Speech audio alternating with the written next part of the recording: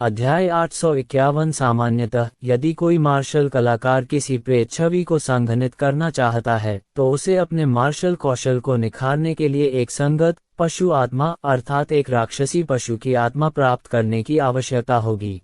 अर्जुन का नीला ड्रैगन प्रेत इसलिए था क्योंकि उसने ड्रैगन सफाई रक्त की एक बूंद प्राप्त की थी।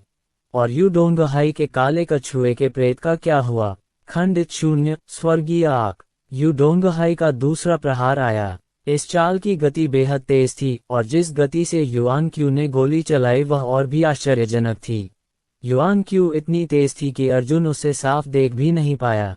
अर्जुन के पास अपनी उड़ान से बचने का कोई समय नहीं था, इसलिए वह बचने के लिए केवल छाया सीढ़ियों का ही उपयोग कर सका। धमाका! एक हिंसक युआन क्यू शॉकवेव निकली जिससे एक बार फिर बीस्ट स्पिरिट द्वीप का लगभग 8वां हिस्सा नष्ट हो गया। बीस्ट स्पिरिट द्वीप के किनारे पर पहले से ही दो बड़े अर्धवृत्ताकार अंतराल थे। भारी मात्रा में विशाल चट्टानें समुद्र में गिर रही थीं, जिससे एक विशाल लहर उठ रही थी। खंडित शून्य स्वर्गीय आग। यूडोंगहाई का तीसरा प्रहार आया। यिन और यांग बेकार हैं। अर्जुन ने दोनों हाथों से एक वृत्त खींचा और 8 त्रिग्राम संरचना का एक चित्र बनाया। यूडोंगहाई की युआन क्यूई तुरंत 8 त्रिग्राम संरचना आरेख में फट गई, जिससे आरेख में यिन मछली चमक उठी। अर्जुन ने पीछे धकेला और यांग मछली ने खंडित शून्य स्वर्गीय आग की शक्ति के साथ यूडोंगहाई की ओर हमला किया। खंडित शून्य स्वर्गीय मेहराब। यूडोंगहाई ने न तो चकमा दिया और न ही चकमा दिया और लौटते हुए युआन क्यूई की ओर एक और वार किया। दो खंडित शून्य स्वर्गीय तीरंदाज आपस में टकरा गए। भिन्न भिन्नों ध्वनि की गति से भी अधिक तीव्र एक प्रघात तरंग ने क्षण भर में संपूर्ण युद्ध क्षेत्र को अपनी चपेट में ले लिया। विस्फोट की आवाज सुनाई देने से पहले ही 4 आध्यात्मिक पर्वतों के मध्य स्थित अतुलनीय रूप से विस्तृत वन घाटी तुरंत समतल हो गई। समतल भूमि में बदल गई। जमीन से निकले सभी पौधे और पत्थर समतल कर दिए गए थे। उसी समय जब अर्जुन ने यिन यांग भौतिक तकनीक को बाहर निकाला, उसने जल्दी से अपनी दाहिनी मध्यमा उंगली की तर्जनी को मिला दिया और यूडोंगहाई पर एक क्लेश मुक्त उंगली छोड़ने वाला था। एक फुसफुसाहट के साथ यूडोंगहाई एक बिजली की चमक में बदल गया और उड़ गया। फिर एक फुसफुसाहट के साथ उसकी आकृति ने आकाश में एक चक्कर लगाया। वह फिर उड़ा, फिर घूमा और लगातार Z आकार के गतिपथ पर आगे बढ़ता रहा, क्लेश मुक्त उंगली को चकमा देता रहा। बहुत तेज। अर्जुन यूडोंगहाई के रास्ते को समझने में पूरी तरह असमर्थ था। हालांकि उसने अपनी गति से यूडोंगहाई के अगले प्रक्षेप पथ का अनुमान लगा लिया था। उसने बस इतना ही अनुमान लगाया था कि यूडोंगहाई का दूसरा मोड़ पहले ही समाप्त हो चुका था। सबसे परेशानी वाली बात यह थी कि यूडोंगहाई ने हवा में कई बार चकमा दिया और वास्तव में अर्जुन की ओर बढ़ गया। अर्जुन केवल अस्थायी रूप से अपनी चरणहीन क्लेश उंगली को वापस ले सकता था और यूडोंगहाई की ओर एक ड्रैगन स्पिरिट सेबर लाइट को काट सकता था। ये बेकार है, ये बेकार है। यूडोंगहाई अचानक हवा में प्रकट हुआ। उसने अपनी बाहें फैला दी और अपनी छाती से अर्जुन के हमले का स्वागत किया। धमाका! ड्रैगन स्पिरिट ब्रेक ने यूडोंगहाई की छाती पर जोरदार प्रहार किया, लेकिन वह फट गया। भयानक प्रहार ने छोटे एजियो ड्रैगन को चकनाचूर कर दिया। आग की लहर के शांत होने के बाद यूडोंगहाई की छाती पर बस एक हल्की सी लाल रेखा रह गई थी। खून के निशान बह रहे थे जो उसकी त्वचा को चीरते हुए निकल रहे थे। अर्जुन ने भौहें चढ़ाईं। उसने अपना दाहिना हाथ उठाया और चिल्लाया, dragon subduing slash. Dragon subduing slash Prajna palm से विकसित हुआ था। ये चाल अर्जुन के थर्ड लेयर माइनर दायरे की आक्रामक शक्ति को सीधे बढ़ा सकती थी। हालांकि जब अर्जुन का क्षेत्र स्वर्गीय युआन क्षेत्र के 8वें स्तर पर पहुंच गया तो लघु क्षेत्र का तीसरा स्तर घटकर 2 स्तर रह गया। सैद्धांतिक रूप से अर्जुन के कृपाण प्रहार में पहले से ही स्वर्गस्काय क्षेत्र की शक्ति थी, लेकिन वास्तव में इसे प्राप्त करना असंभव था क्योंकि स्वर्गस्काय क्षेत्र के पहले चरण की शक्ति डिपकी हुई थी। युआन क्यूई नहीं। आसमान छूती ब्लेड लाइट जमीन से उठी। उसने तेजी से यूडोंगहाई के शरीर पर वार किया। यूडोंगहाई को ड्रैगन स्पिरिट ब्रेक का शक्तिशाली प्रभाव प्राप्त होने के बाद ड्रैगन सबड्यूइंग स्लैश द्वारा प्रहार किए जाने से पहले उसकी गतिविधियां एक पल के लिए धीमी हो गईं। झनकार! धातु की एक टक्कर हुई। यूडोंगहाई का पूरा शरीर जमीन पर धंस गया। उस जगह की जमीन तुरंत ढह गई और भारी मात्रा में समुद्री पानी नीचे की ओर छलक गया, जिससे वह आसमान में उछल गया। दूसरी ओर यू डोंगहाई को समुद्र की गहराई में फेंक दिया गया। अर्जुन को ड्रैगन सबड्यूइंग स्लैश का जबरदस्त झटका लगा। वह दसियों मीटर पीछे हट गया और उसे पहले ही गंभीर अंदरूनी चोटें लग चुकी थीं। मार्शल आर्टिस्ट पर आंतरिक चोटों का प्रभाव बहुत गंभीर होता है। इससे न केवल मार्शल आर्टिस्ट की गतिविधियां धीमी हो सकती हैं, बल्कि उनकी मेरिडियन में युआन क्यूई की सहजता भी धीमी हो सकती है। मुझे उम्मीद है कि इस कृपाण की कीमत व्यर्थ नहीं जाएगी। अर्जुन तुरंत मुड़ा और आकाश में आदित्य की ओर उड़ गया। इसी समय अचानक धरती से आकाश में तीव्र प्रकाश की एक किरण उठी। अर्जुन जल्दी से बगल की ओर झुक गया। उसकी पीठ पर दबाव डालती हुई तेज रोशनी आकाश में बादलों के बीच एक विशाल भंवर छेद को भेदती हुई तेजी से अंदर आ रही थी। यू डोंगहाई जमीन की दरारों से तेजी से ऊपर आया। वह जोर जोर से हाँफते हुए अर्जुन के ठीक सामने आसमान में रुक गया। यू डोंगहाई की छाती पहले ही एक भयंकर चाकू के घाव से कट चुकी थी, जो उसके बाएं कॉलरबोन से लेकर दाहिनी कमर तक फैला हुआ था। उसका मांस और रक्त बाहर निकल आया और ताज़ा रक्त नीचे बहने लगा, जिससे उसकी सफ़ेद पसलियां भी दिखाई देने लगीं। अभी तक मरा नहीं। अर्जुन की पुतलियां सिकुड़ गईं और उसका दिल जोर से धड़कने लगा। हा, अच्छा। यू डोंगहाई ने अपना टूटा हुआ चोगा फाड़ दिया। आखिरकार उसकी त्वचा नंगी हो गई। उस पर एक अजीब सा पैटर्न था। वह पैटर्न हीरे के आकार का था। पहली नज़र में वह कछुए के खोल जैसा लग रहा था, लेकिन वह काला था। क्या ये काला कछुआ है? अर्जुन ने भौहें चढ़ाईं और एक और उच्च श्रेणी का स्पिरिट पत्थर अपने मुंह में ठूंस लिया। उसकी युआन क्यूई पहले ही एक तिहाई महत्वपूर्ण बिंदु तक गिर चुकी थी। यह एक बहुत ही खतरनाक सीमा थी। अगर वह गिरता रहा तो वह युआन क्यूई, जिसका इस्तेमाल उसने स्पिरिट स्टोन से भरने के लिए किया था, खपत की दर तक नहीं पहुंच पाएगी। यू डोंगहाई जोर से हंसा। क्या आप जानते हैं कि मार्शल कलाकार आमतौर पर स्पिरिट स्टोन को सीधे खाने के बजाय उन्हें अवशोषित करना क्यों पसंद करते हैं? हालांकि निगलने से ठीक होने की दर तेज होती है, लेकिन अगर आप कुछ और खा लेंगे तो आपकी मेरिडियंस कमजोर हो जाएंगी। अगर आप बहुत ज्यादा ऊर्जा का सेवन करेंगे और अपनी युआन क्यूई की भरपाई करेंगे तो आपकी मेरिडियंस कमजोर हो जाएंगी। अर्जुन हंसा। उसने अपने मुंह के कोने से खून पोंछा और कहा, तो क्या हुआ? मेरी मेरिडियंस को नुकसान पहुंचाना तो दूर, चाहे मेरी जिंदगी ही क्यों न चली जाए, मैं जुबान किंगजू को वो नहीं मिलने दूंगा जो वो चाहता था। यू डोंगहाई के चेहरे पर नाखुशी थी। वह अर्जुन के खिलाफ लड़ रहा था, लेकिन अर्जुन असल में जुबान किंगजू पर ध्यान दे रहा था, उस पर नहीं। क्या ये काले कछुए का पैटर्न है? अर्जुन ने यू डोंगहाई के शरीर पर कछुए के खोल के पैटर्न की ओर इशारा किया। यू डोंगहाई ने कहा, मुझे पता है कि आप अपनी जीवन शक्ति को पुनः प्राप्त करने के लिए समय का इंतजार कर रहे हैं, लेकिन मैं आपको जवाब दे सकता हूँ, ये सही है। आप नीला ड्रैगन रक्त की एक बूंद पा सकते हैं। मैंने गहन आकाश संप्रदाय की मदद से काले कछुए के रक्त की एक बूंद भी प्राप्त की। मेरी रक्षात्मक क्षमताएं आपकी पहुंच से परे हैं। काले कछुए का शरीर पूर्ण सुरक्षा का प्रतिनिधित्व करता है, जबकि काले कछुए की जहरीली सांप की पूंछ गति का प्रतिनिधित्व करती है। यू डोंगहाई ने अपनी बाहें हिलाईं और चिल्लाया, तुम और मैं दोनों गंभीर रूप से घायल हैं। हमारे लिए हिलना भी असुविधाजनक है, लेकिन मेरी युआन क्यूई उड़ान की गति प्रभावित नहीं हुई है। मुझे देखने दो कि तुम इस बार कैसे बच पाते हो। खंडित शून्य, स्वर्गीय आग। यू डोंगहाई ने अर्जुन पर एक और yuan QE shock wave shoot किया।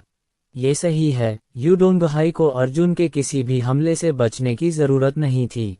अगर वह हिल भी नहीं पाता तो भी कोई बात नहीं। हालांकि अर्जुन को बचने के लिए अपनी गति का इस्तेमाल करना पड़ा। युआन क्यूई अवरुद्ध होने के कारण अर्जुन के फ्लैश शैडो स्टेप्स को छोड़ने का समय बढ़ गया और उसके पास शून्य विखंडन स्वर्गीय आग को चकमा देने का कोई तरीका नहीं था। उसी समय अर्जुन ने अचानक अपना बायां हाथ उठाया। धमाका! अत्याचारी युआन क्यूई शॉकवेव को अर्जुन की बाईं हथेली ने रोक दिया। अध्याय 852। यह क्या है? यू डोंगहाई अचानक चौंक गई। आप अपनी रक्षा में बहुत आश्वस्त हैं। अर्जुन ने अपनी आंखें सिकोड़ लीं और तेजी से यू डोंगहाई की ओर उड़ चला।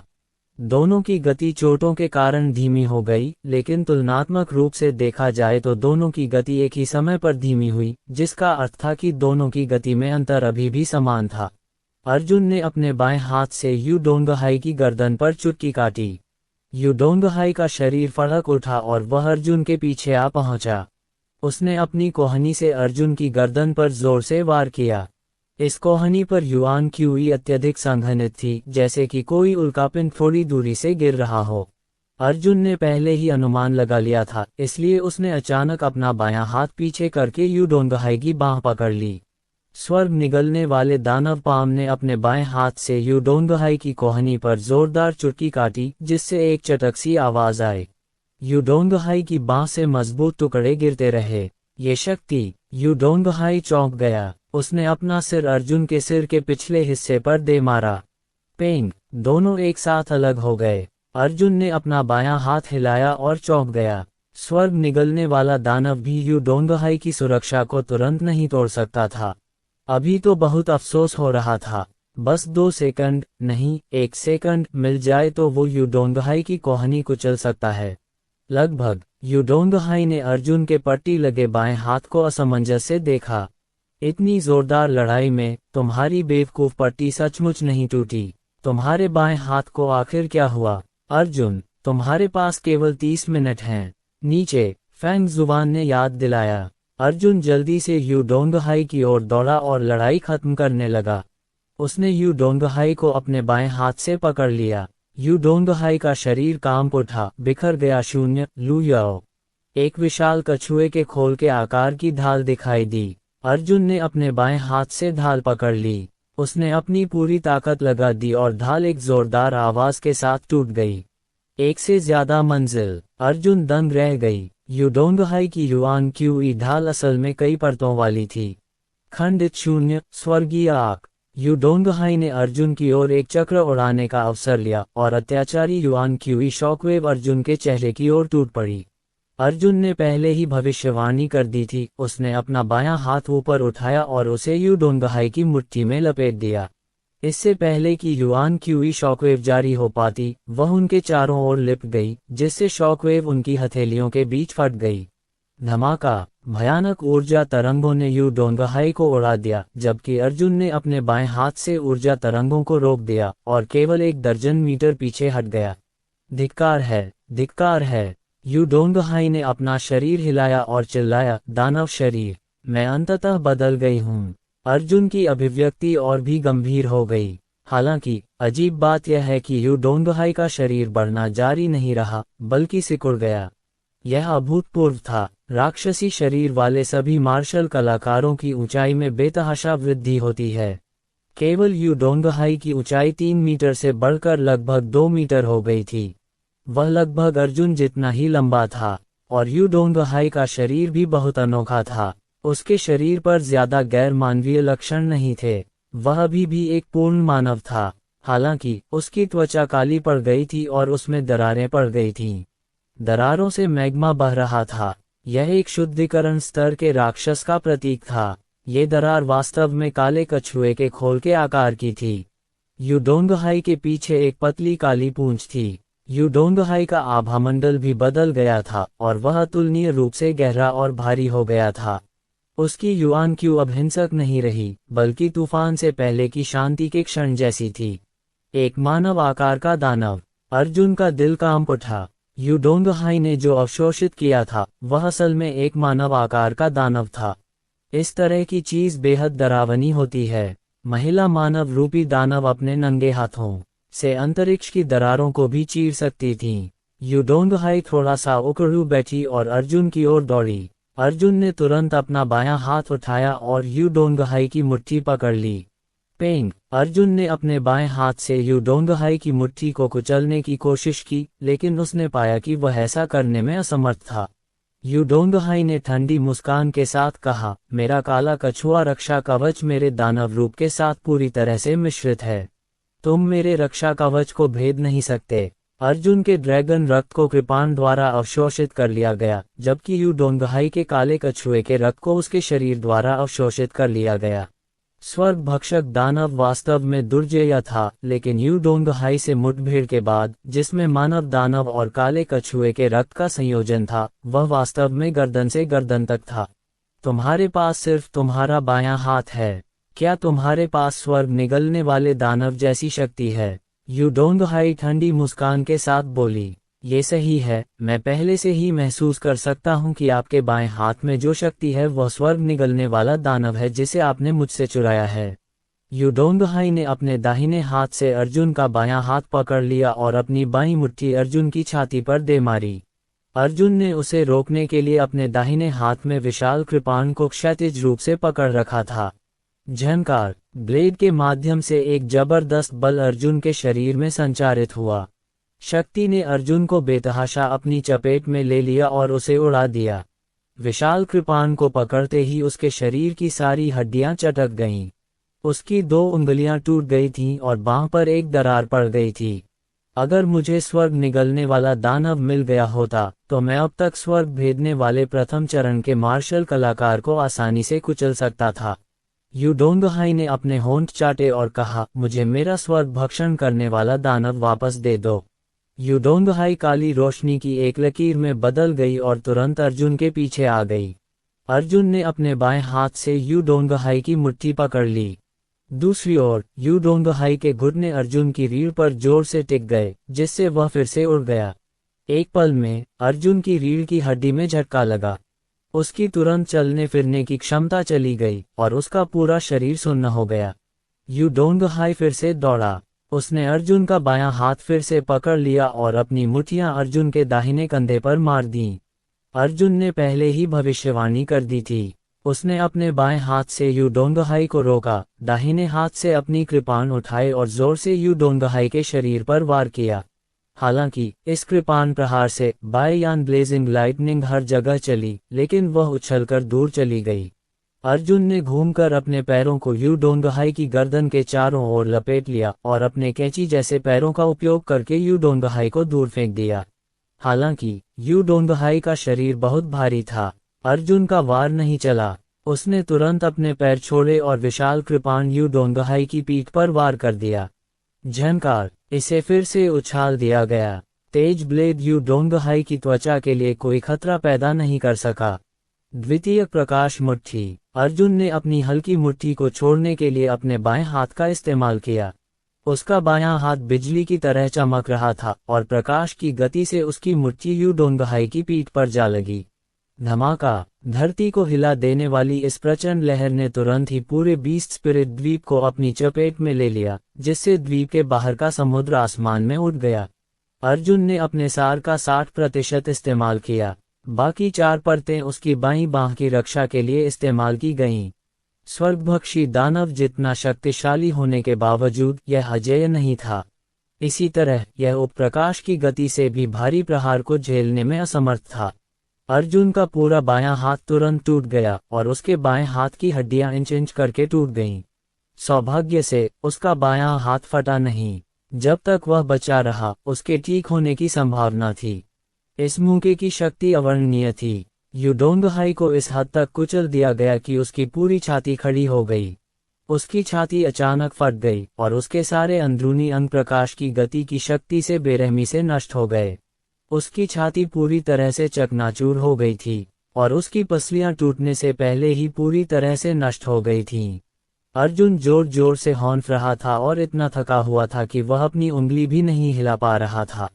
आप जीत गए, दर्शक घबरा कर चिल्लाए। यू डोंगहाई ने अपना सिर नीचे किया और हवा में तैरने लगा।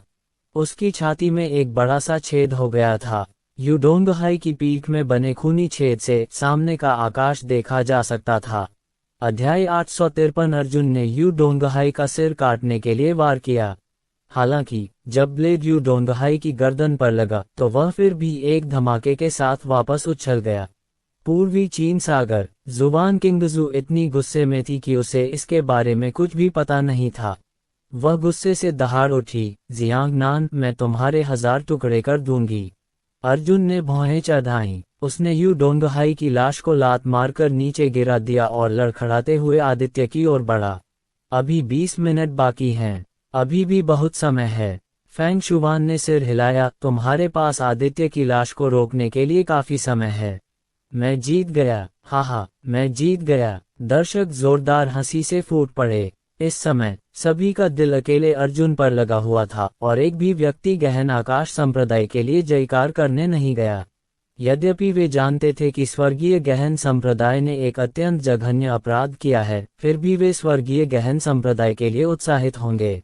हालांकि जब गहन आकाश संप्रदाय ने उनके दर्शकों के जीवन को खतरे में डाल दिया, तभी वे अर्जुन पर अपनी आशाएं रखने को तैयार हुए। ये ऐसे लोग थे जिनका खुद से कोई लेना देना नहीं था।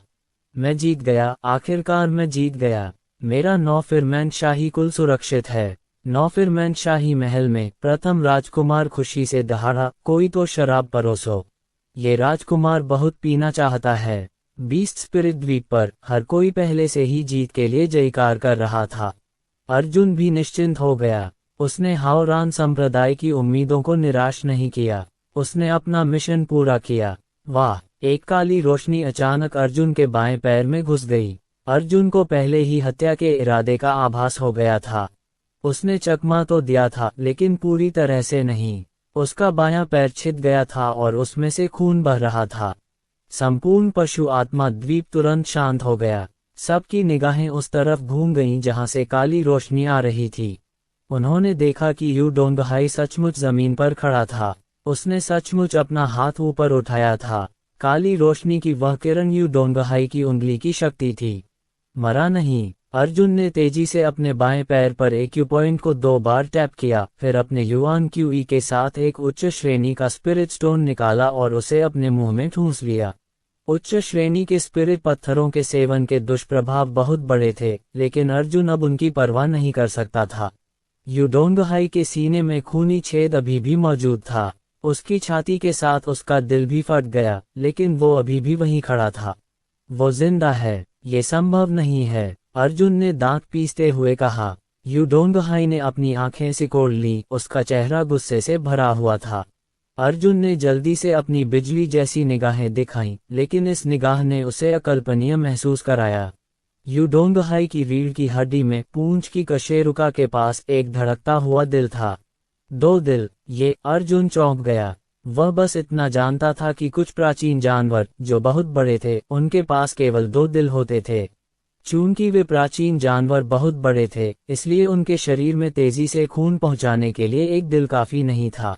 लेकिन यू डोंगहाई के पास भी तो 2 दिल थे। वह दूसरा दिल उसे किसी राक्षस के शरीर ने दिया होगा। यू डोंगहाई जोर जोर से हाँफने लगा। उसके फेफड़े अब नहीं रहे। उसकी गर्दन पर दरअसल 4 मछलियों के गलफड़े थे। वह चीज सीधे यू डोंगहाई की त्वचा में हवा खींचती थी और उसे सोखने के लिए इस्तेमाल करती थी। एक ही चाल से मुझे 2 बार चोट नहीं लगेगी। यू डोंगहाई बेहद गुस्से में था। वह जमीन पर पैर पटकते हुए जोर से आगे बढ़ा। अर्जुन की युआन क्यूई पुनः भर रही थी, लेकिन उसकी सहनशक्ति लगभग समाप्त हो चुकी थी। वह असहाय होकर यू डोंगहाई को आगे बढ़ता देख रहा था, लेकिन उसके शरीर में इतनी गति नहीं थी कि वह बच सके।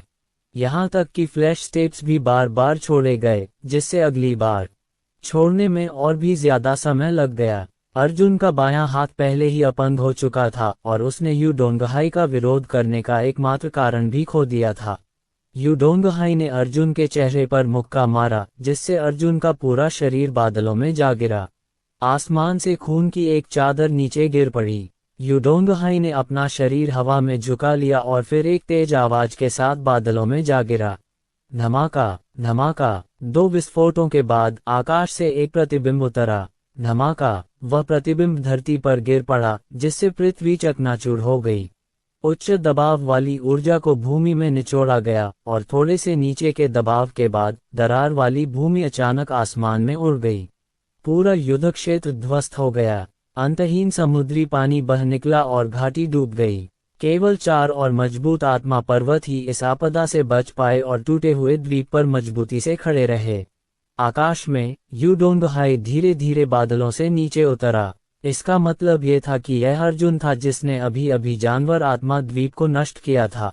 टूटे हुए द्वीप के भीतर अर्जुन का शरीर धीरे धीरे समुद्र की सतह पर तैर रहा था। वह समुद्र की सतह पर सपाट पड़ा था, ये देख पाने में असमर्थ था कि वह जीवित है या मृत।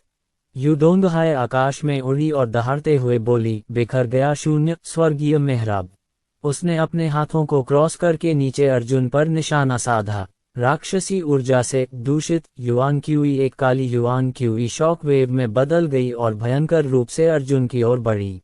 उसी समय अर्जुन अचानक समुद्र पर कदम रखकर खड़ा हो गया।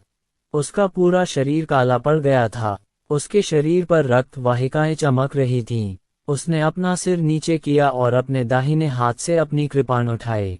धमाका, काली युआन क्यूई की शॉकवेव ब्लेड से टकराए। इतना भयंकर हमला भी अर्जुन को मारने में नाकाम रहा। इसने अर्जुन को समुद्र की तलहटी तक भी नहीं पहुंचाया। अर्जुन अभी भी समुद्र की सतह पर खड़ा था। एक हाथ में अपनी कृपाण लिए उसने यूडोंगहाई के इस भयंकर प्रहार का प्रतिरोध किया। हा, यूडोंगहाई पागलों की तरह हंसा। मुझे पता था कि तुमने मेरे स्वर्ग निगलने वाले दानव को अवशोषित कर लिया है। मुझे पता था कि तुम्हारा बायां हाथ केवल आंशिक रूप से ही राक्षसी था। देखो, हा, तुम सब, ये तुम्हारा महान नायक है अर्जुन। ये वह आदमी है जो न्याय के लिए बोलता है। वह मेरे जैसा ही है। वह दैत्य शरीर की साधना के लिए हमें कुचलता रहता है। उसने भी तो दैत्य शरीर की साधना की है। ये सचमुच एक बड़ी विडंबना है। सब लोग अर्जुन को हैरानी से देखने लगे। वे इस बात को स्वीकार नहीं कर पा रहे थे। अर्जुन, शी बेहोंग की आंखें गुस्से से लाल हो गईं। उसने गुस्से से कहा, मुझे ये बात समझाओ। अर्जुन, जियो जुन, युआन मेंग और अन्य लोग भी हैरान थे। उन्हें समझ नहीं आ रहा था कि क्या कहें। कोई भी शैतानी कर सकता था, लेकिन अर्जुन, जो न्याय का प्रतिनिधित्व करता था, ऐसा नहीं कर सका। अगर उसे शैतान कहा गया था, तो उसने दूसरों को सबक कैसे सिखाया? क्या वह खुद को नीचा दिखाने वाला चोर नहीं बन गया? अर्जुन ने आह भरी और अपना सिर ऊपर उठाया। उसकी आंखें पूरी तरह काली थीं और उसे कोई सफेद आंख दिखाई नहीं दे रही थी। उसके चेहरे पर केवल हल्की उदासी थी। वह जानता था कि वह कोई राक्षस नहीं है, लेकिन फिर क्या? वह अपने मालिक का सामना ऐसे भूतिया अंदाज में और दुनिया के लोगों का सामना नहीं करना चाहता था। लेकिन अब उसे अपना राक्षसी शरीर छोड़ने के लिए मजबूर होना पड़ा था। यही वो आखिरी चीज थी जो वो देखना चाहता था। अर्जुन ने ज़ू कईयुए की ओर मुस्कुराते हुए आंखों से आंसू बहाए।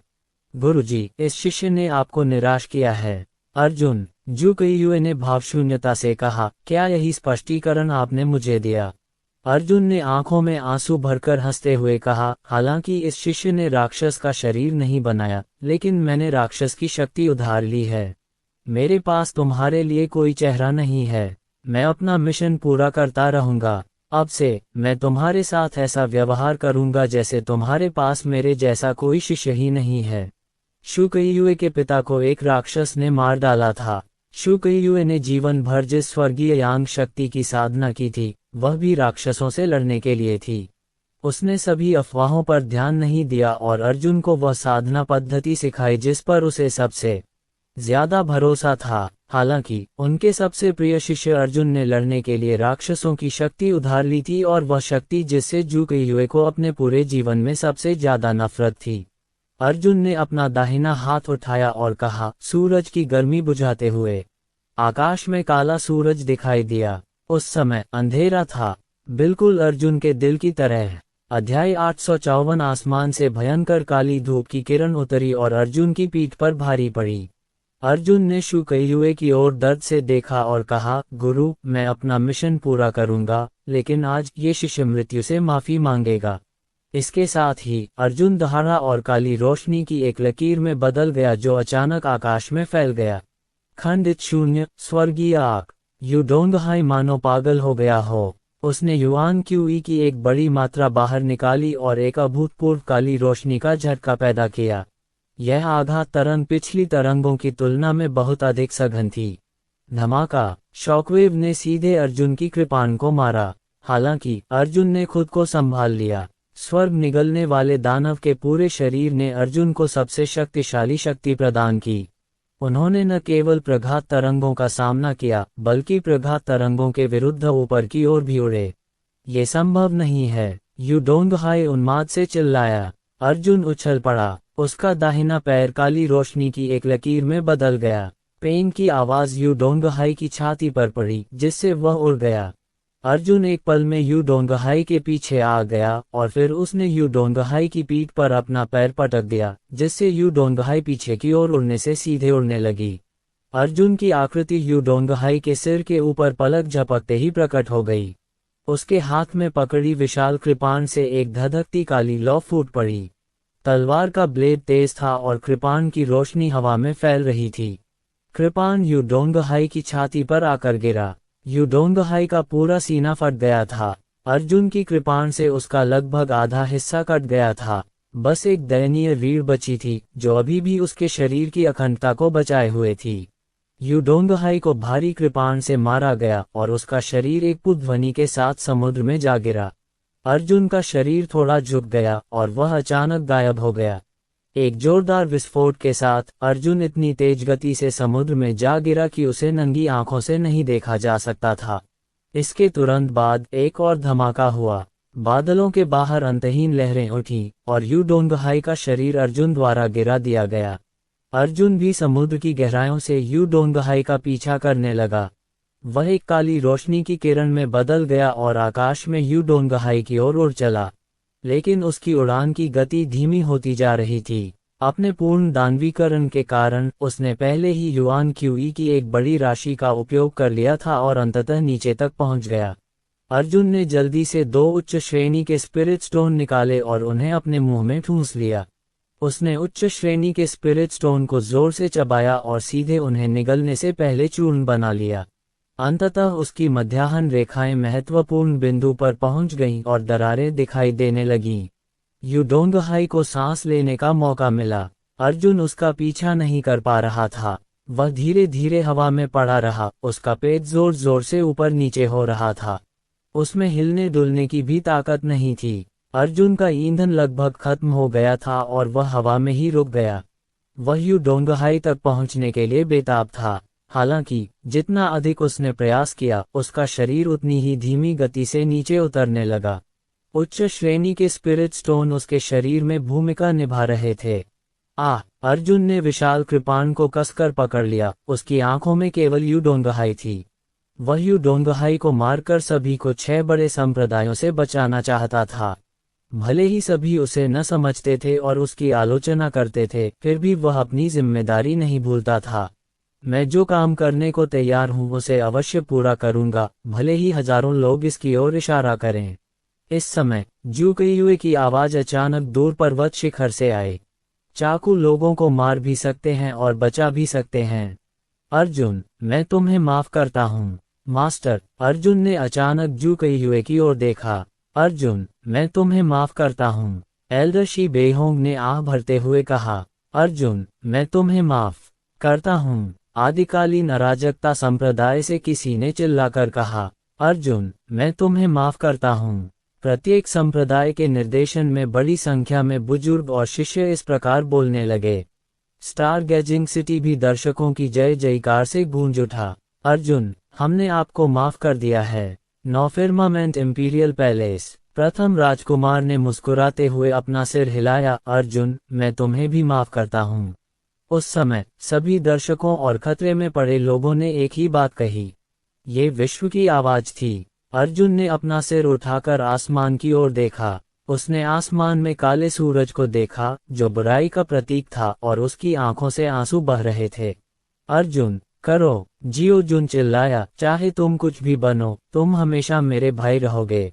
अर्जुन, भाई। युआन मेंग दहाड़ा। अर्जुन, आक्रमण करो। शिष्यों और स्टार गेजिंग सिटी के दर्शकों की चीखों ने 9 स्वर्गों को झकझोर दिया। अभी भी 12 मिनट बाकी हैं। फेंग जुवान ने समय की गणना की और कहा।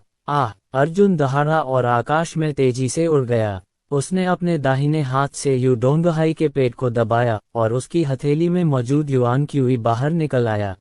जब यू डोंगहाई को युआन क्यूई ने मारा तो उसकी आंखें उभर आईं और उसकी आंखों के कोनों से खून निकलने लगा। अर्जुन की हथेली जमीन पर आ गई और फिर उसने अपने पिछले हाथ से कृपाण पकड़ ली। उसने कृपाण हाथ में उठाए और जमीन पर गिरा। क्षितिज पर एक काली रोशनी चमक उठी। यू डोंगहाई को सीधे 2 भागों में विभाजित किया गया और कमर पर पूरी तरह से कटा हुआ था। बादलों में जयकारे और जयकारे गूंज उठे। अर्जुन ने विशाल कृपाण उठाया और आदित्य की ओर उड़ चला। जीत! आखिरकार वह जीतने वाला था। हालांकि अगले ही पल पूरे बीस्ट स्पिरिट द्वीप से चीखें अचानक बंद हो गईं।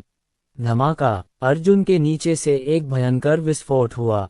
अर्जुन ने अपना सिर नीचे किया और देखा कि यूडोंगहाई वास्तव में फिर से उड़ गया था।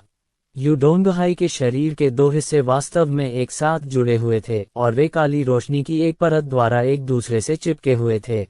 हालांकि उसकी जीवन शक्ति पहले ही समाप्त हो चुकी थी। उसके शरीर की मरम्मत का ये भद्दा तरीका उसकी जान बिल्कुल नहीं बचा सकता था। हालांकि यूडोंगहाई के शरीर की सतह अभी भी उग्र लपटों की एक परत से जल रही थी और लपटों में एक अतुलनीय दबाव था। काले कछुए का खून! अर्जुन का दिल कांप उठा। यूडोंगहाई अपने शरीर में काले कछुए का खून जला रहा था। वह तो पहले ही मर चुका है। फैंग शुवान ने सोचते हुए कहा। इस यूडोंगहाई ने थोड़े समय के लिए अपनी जिंदगी बचाने के लिए अपने शरीर में मौजूद काले कछुए के खून की एक बूंद जला दी। वह पूरी तरह से मरने से पहले बस 1 या 2 मिनट और जिंदा रह सकता है। हालांकि इसके परिणामस्वरूप उनकी ताकत काफी बढ़ गई है। अर्जुन! यूडोंगहाई दहाड़ा। भले ही मैं मर जाऊं, मैं तुम्हें अपने साथ कब्र में ले जाऊंगा।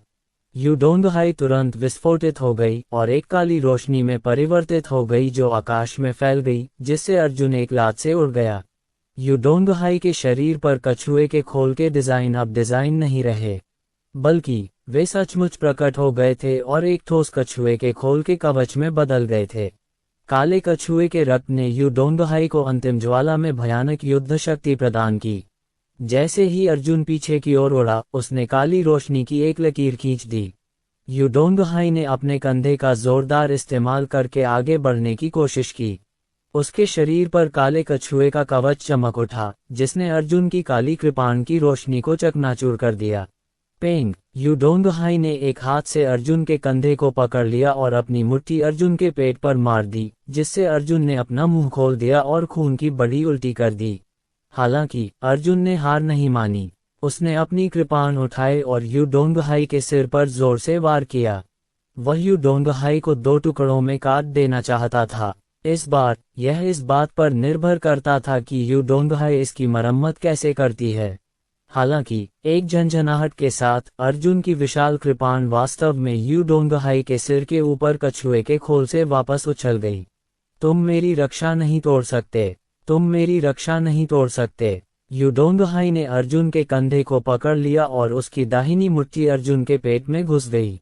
अर्जुन की पीठ से खून की चमकती मुट्ठियां बाहर निकल आईं। अध्याय 855। हे। यूडोंगहाई का चेहरा अर्जुन के करीब था। वह कुटिलता से मुस्कुराया। अगर मैं मर गया तो तुम जीवित नहीं रह पाओगे। चून की दक्षिणी क्षेत्र में उसी उम्र के नंबर 1 विशेषज्ञ का खिताब मुझ पर नहीं आता है, तो इसके बारे में सोचना भी मत। यूडोंगहाई पहले से ही पागल था। उसे पता था कि वह जल्द ही मर जाएगा, लेकिन वह अर्जुन को मौत के घाट उतारना चाहता था। चाहे कुछ भी हो, वह अर्जुन को अपना मिशन पूरा नहीं करने दे सकता था। यूडोंगहाई ने दिल दहला देने वाली दहाड़ लगाए। एक कर्कश ध्वनि के साथ उसने अपने नंगे हाथों से अर्जुन का बायां हाथ फाड़ दिया। अर्जुन ने तीव्र दर्द सहन किया और अपना हाथ यूडोंगहाई की गर्दन पर मार दिया। झंकार! विशाल कृपाण फिर से वापस उछल गया। इस समय मेरे पास पहले से ही स्वर्गीय युआन क्षेत्र की काले कछुए जैसी रक्षात्मक शक्ति है। यूडोंगहाई जोर से हंसा। क्या तुम स्वर्गीय युआन क्षेत्र के काले कछुए के कवच को चीर सकते हो? यूडोंगहाई ने अपना दाहिना हाथ बाहर निकाला और उसे चाकू की तरह इस्तेमाल करके अर्जुन के माथे पर वार किया। ये हाथ का चाकू अर्जुन के पूरे सिर को 2 हिस्सों में विभाजित करने के लिए दृढ़ था। अर्जुन ने तुरंत प्रतिक्रिया दी। उसने अपने पैर से यूडोंगहाई के पेट पर पैर रखा और फिर उसने अपने शरीर को जोरदार कलाबाजी के साथ पीछे की ओर उछाला। स्वूश! यूडोंगहाई के हाथ का ब्लेड अर्जुन के माथे पर तो नहीं लगा, लेकिन उसने अर्जुन का दाहिना पैर काट दिया। हा, तुम मेरी सुरक्षा को भेद नहीं सकते, तुम मेरी सुरक्षा को कभी नहीं भेद पाओगे। यूडोंगहाई जोर से हंसा। उसने अर्जुन का बायां पैर पकड़ लिया, उसे भागने से रोक दिया और उस पर जानलेवा हमला करने की तैयारी कर ली। अर्जुन अचानक शांत हो गया। उसने चुपचाप अपने दाहिने हाथ और हाथ में रखे चाकू को देखा। आप जानते हैं, अर्जुन ने अचानक कहा, मैं एक बार एक ऐसे दुश्मन से मिला था जिसके पास अपने हथियार को हिलाने की क्षमता थी, जिससे वह उन सुरक्षाओं को भी तोड़ सकता था जिन्हें वह भेदने में असमर्थ था। अर्जुन का दाहिना हाथ कांप उठा और बिजली ने तुरंत उसकी पूरी बांह को भर दिया। युडोंगहाई दंग रह गई, तुमने लाइट फिस्ट का इस्तेमाल करने की हिम्मत की। हाँ, तुम्हारे शरीर को जो नुकसान हुआ है, वह पहले से ही लाइट फिस्ट को छोड़ने में असमर्थ है। इससे पहले कि तुम्हारी मुट्ठी मुझे लगे, तुम्हारा दाहिना हाथ जल्दी ही टूट जाएगा। अर्जुन ने भावशून्यता से कहा, मैं उस व्यक्ति से प्रेरित था। शायद मेरा शरीर अब प्रकाश की गति का आक्रमण सहन नहीं कर सकता, लेकिन मेरी बिजली उपप्रकाश की गति से टिमटिमा सकती है। क्या? युडोंगहाई की पुतलियां सिकुड़ गईं। अर्जुन ने अपनी कृपाण ऊंची उठाई, बिजली उसकी बांह और तलवार पर लिपट गई। उसी क्षण घनी बिजली अचानक भड़क उठी। अर्जुन की इनसाइट में मूल रूप से कड़कती गड़गड़ाहट और बिजली की गति प्रकाश की चमक के समान थी। अत्याचारी बिजली अचानक गायब हो गई। उपप्रकाश की गति के कारण बिजली इतनी तेज चमक रही थी कि नंगी आंखों से उसे देखा नहीं जा सकता था। घने बिजली के आग सफेद रोशनी की धुंधली परत में बदल गए और लाल ड्रैगन ब्लेड ने स्वर्ग को हिला देने वाली ड्रैगन दहाड़ उत्सर्जित की। दुनिया को अलविदा कहो। अर्जुन ने युडोंगहाई पर ठंडे स्वर में टिप्पणी की, तुम ये लड़ाई हार गए। नहीं, युडोंगहाई ने डर के मारे अपनी मुट्ठी लहराई। वह अर्जुन के कंधे पर प्रहार करना चाहता था। हालांकि अर्जुन ने पहले ही अपनी कृपाण उठा ली थी। उपप्रकाश की गति से उछलने वाली बिजली स्वयं एक अजेय ब्लेड की तरह थी। कृपाण की रोशनी ने आकाश को चीरते हुए युडोंगहाई की बांह को आसानी से काट दिया, उसकी छाती को चीर दिया तथा उसके पूरे शरीर को दो भागों में विभाजित कर दिया। अर्जुन उछला और फिर से नीचे गिरा। उपप्रकाश की गति से बिजली गिरने से हवा उबलने लगी और आकाश में आग का एक बादल दिखाई दिया। उसने एक ही कृपाण से वार किया। युडोंगहाई दो भागों में विभाजित हो गया। पल भर में युडोंगहाई के पेट पर चिपकी काली रोशनी भी गायब हो गई। उसका आधा शरीर पहले से ही 3 हिस्सों में बढ़ गया था। अर्जुन के ऊपर से नीचे के वार से वह 6 टुकड़ों में बंट गया। युडोंगहाई की टूटी हुई लाश अंततः गिर गई।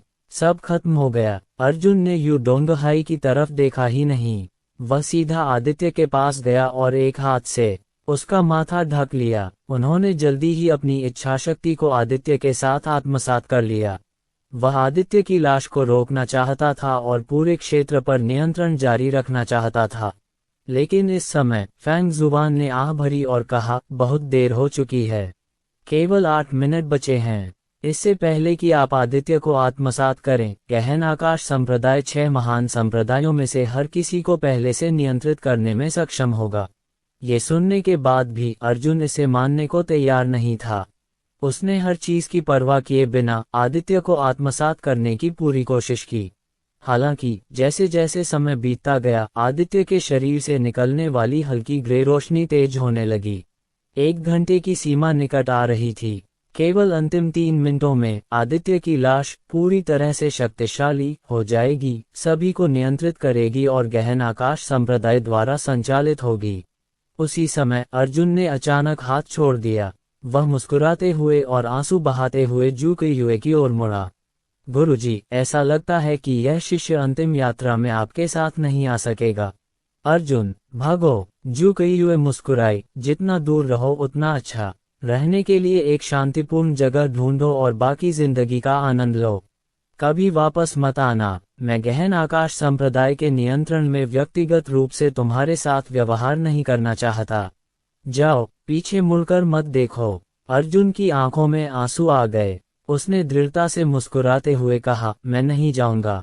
वरिष्ठ भाई यूनफान मेरे आभारी हैं और एक गुरु और शिष्य के रूप में आपके मन में मेरे लिए भावनाएं हैं।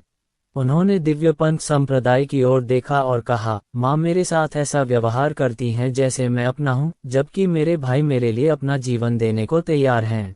अर्जुन, तुम बेवकूफ बच्चे, जल्दी करो और चले जाओ। लैन यून चिल्लाए। अर्जुन ने गहरी सांस ली और कहा, मैं आदित्य के साथ मर जाऊंगी, लेकिन कम से कम मैं किसी को भी नहीं छोड़ूंगी जिसकी मुझे परवाह है। कम से कम इस बार मैंने अपने किसी प्रियजन को अपने सामने असहाय होकर कत्ल नहीं होने दिया। जियो जून अचानक दंग रह गया। अर्जुन, मत करो, मत करो, मत करो, कुछ भी बेवकूफ़ी मत करो। शांत हो जाओ, शांत हो जाओ। धिक्कार है अर्जुन, कमीने, मुझे पीछे मत छोड़ो। अगर तुम मरना चाहते हो तो मुझे अपने साथ ले जाओ। साले, तूने तब क्या कहा था? तय हुआ था कि भाई भाई साथ जिएंगे मरेंगे। तू ऐसा नहीं कर सकता। अर्जुन, अपने 18 पीढ़ियों के पूर्वजों को भाड़ में जाओ। तुम्हारी हिम्मत कैसे हुई? जियो जुन जोर जोर से चिल्लाया। सब लोग रोए। अर्जुन चिल्लाई, जियो जुन, मैं जा रही हूँ। मास्टर का अच्छे से ख्याल रखना और उसे कोई तकलीफ न होने देना। ये कहने के बाद अर्जुन ने जुवान किंगजू की ओर देखा और कहा, क्या आप संतुष्ट हैं? जुवान किंगजू, भले ही मैं मर जाऊं, मैं आपकी चाल को सफल नहीं होने दूंगा। उसने आदित्य की लाश को गले लगाया और दहाड़ा, कोई भी आदित्य की निंदा नहीं कर सकता। फिर कभी नहीं। स्वर्गीय गहन संप्रदाय, नरक में जाओ। ऐसा कहने के बाद अर्जुन ने अपनी सारी इच्छाशक्ति आदित्य के शरीर में डाल दी। उस क्षण अपने पिछले जन्मों में वे दोनों एक साथ फट पड़े। अंतहीन प्रकाश में अर्जुन जल्दी से मिट गया। उसने अपनी प्यारी दुनिया की ओर देखा और धीमे स्वर में कहा, अलविदा मेरी दुनिया। धमाका, पूरा बीस्ट स्पिरिट द्वीप उड़ गया, विशाल महासागर में डूब गया। उसी क्षण 6 महान संप्रदायों के प्रत्येक व्यक्ति ने स्वतंत्रतापूर्वक घूमने की अपनी क्षमता पुनः प्राप्त कर ली। अनगिनत लोग चिल्लाए, अर्जुन का प्रतिशोध। गहन आकाश संप्रदाय को नष्ट करो। 1000 वर्षों से चली आ रही शांति अंततः एक महान युद्ध में टूट गई। अर्जुन चला गया था और जानवर आत्मा द्वीप के लोगों को उसकी इच्छा विरासत में मिली और उन्होंने लड़ाई जारी रखी। अध्याय 856। एक तेज रोशनी कौंधी और अर्जुन ने अपनी आंखें खोलीं। उसने तुरंत अपने पिछले हाथ से चाकू पकड़ लिया, लेकिन वह खाली हाथ था। वह अपनी युआन क्यूई को संघनित करना चाहता था, लेकिन उसने पाया कि उसके शरीर में युआन क्यूई का कोई उतार चढ़ाव नहीं था। सब लोग, अर्जुन चिल्लाया, तब वह स्पष्ट रूप से देख सका कि आसपास कोई नहीं था। क्या चल रहा है? अर्जुन बहुत देर तक स्तब्ध रहा। उसकी यादें अचानक उसके मन में उमड़ने लगीं। उसे अचानक पशु आत्मा द्वीप और स्वर्गीय गहन संप्रदाय की साजिश याद आ गई। उसे याद आया कि एक क्षण पहले ही उसने आदित्य की लाश को अपने साथ ले लिया था, लेकिन अगले ही पल सभी लोग चले गए थे। शांत समुद्र सतह पर कुछ समुद्री पक्षी नीले आकाश में उड़ रहे थे तथा कभी कभी आवाजें निकाल रहे थे। अर्जुन ने चारों ओर देखा और खुद को समुद्र की सतह पर तैरता हुआ पाया। आसपास का वातावरण शांत और सुकून भरा था, यहाँ तक कि बीस्ट स्पिरिट आइलैंड भी गायब था। क्या मैं मर गई हूँ? अर्जुन ने अपना चेहरा छुआ। एहसास बिल्कुल सच्चा था। उसने जल्दी से अपने शरीर की जांच की और पाया कि वह बिल्कुल ठीक है। न सिर्फ उसकी मौत नहीं हुई, बल्कि उसके शरीर पर उसकी खोई हुई बाहें और पिंडलियां भी पूरी तरह से ठीक हो गईं। ये कहा जा सकता है कि उसे कोई चोट नहीं आई थी। मैं अभी भी जीवित हूँ। मेरी यादें कहाँ हैं? क्या 6 बड़े संप्रदायों ने पहले ही आम हमला नहीं कर दिया था? सब एक पल में गायब क्यों हो गए? ये सोचने लायक सवाल था। अर्जुन को तुरंत एहसास हुआ कि उसे शांत होकर अपनी मौजूदा स्थिति के बारे में सोचना होगा। ठीक है, पुनरुत्थान की गोली, अर्जुन ने ओह कहा और अचानक उसे एहसास हुआ। उसे सचमुच मर जाना चाहिए था, या यूं कहें कि मर जाना चाहिए था। हालांकि जब वह शैतानी सागर में था तो उसने एक बार पुनरुत्थान की गोली निगल ली थी। वह गोली किसी व्यक्ति के शरीर को मृत्यु के बाद फिर से संगठित और पुनर्जीवित कर सकती थी। ये सही है, इससे पता चलता है कि मेरा शरीर क्यों सही सलामत है।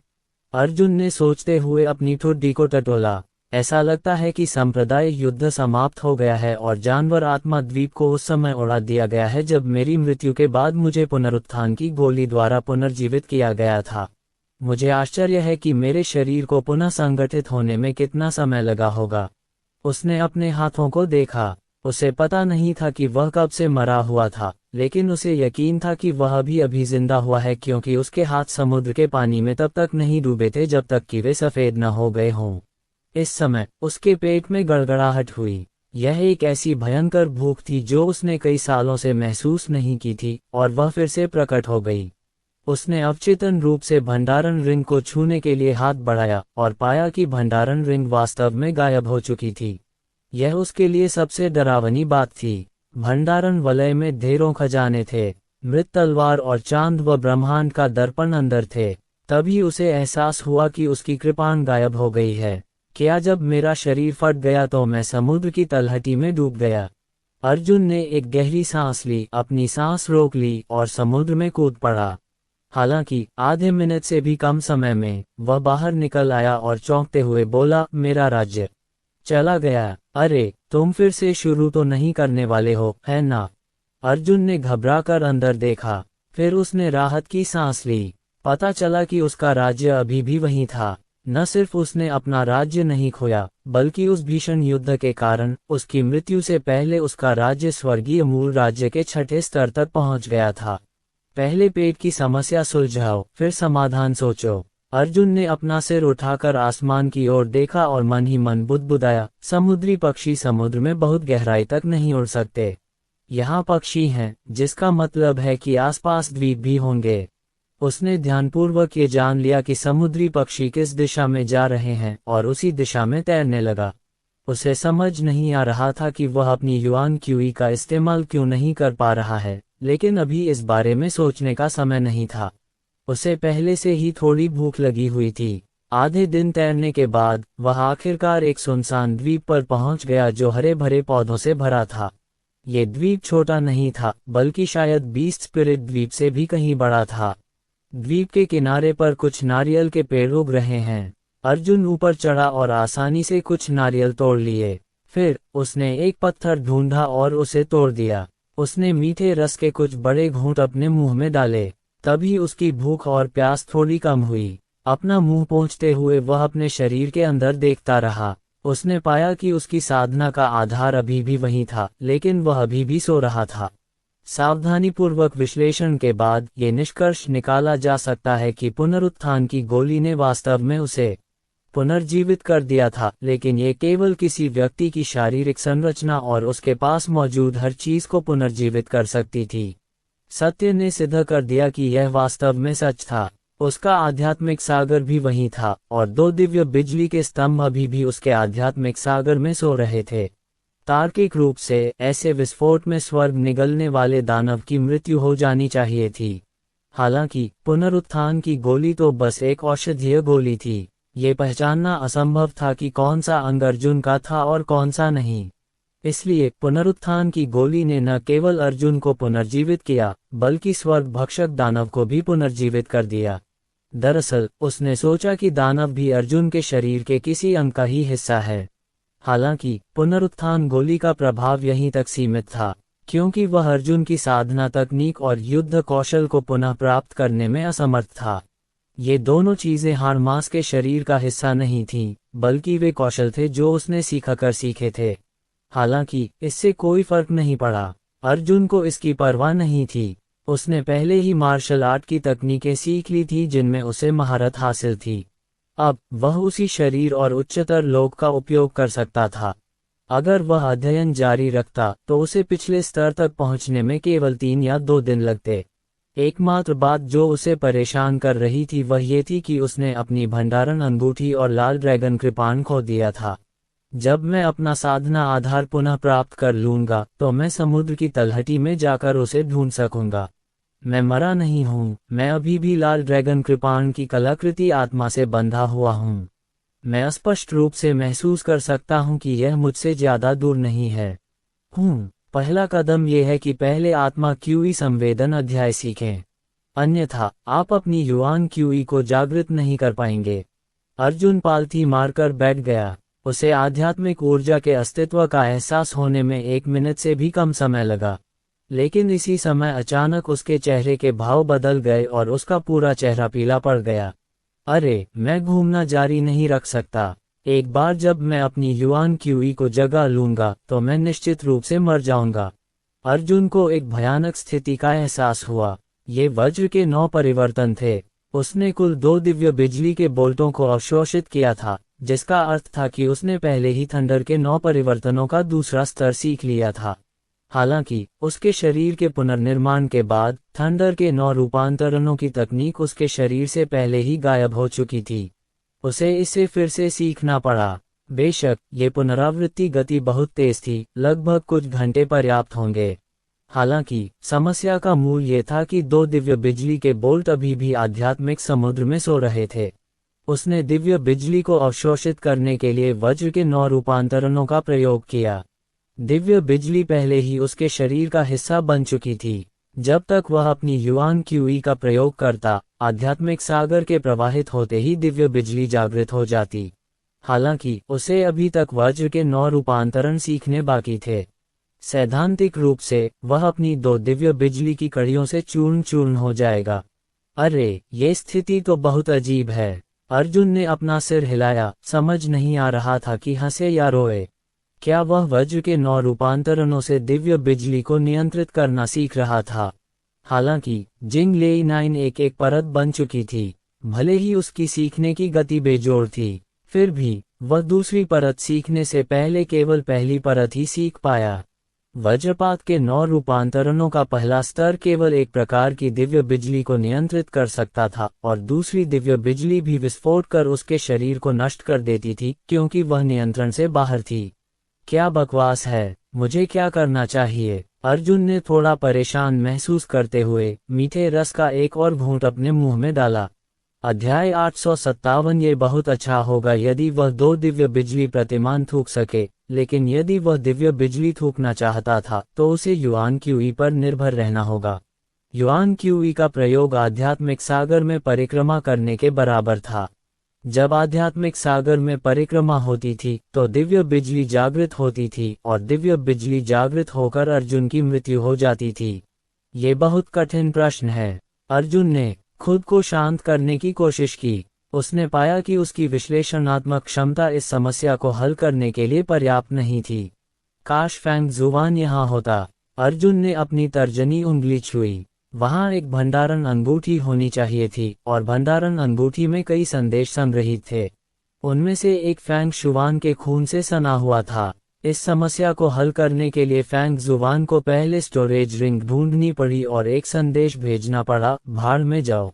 अर्जुन ने गुस्से से अपनी मुट्ठी लहराई। अगर हमें कोई संदेशवाहक मिल भी जाए तो भी काम नहीं चलेगा।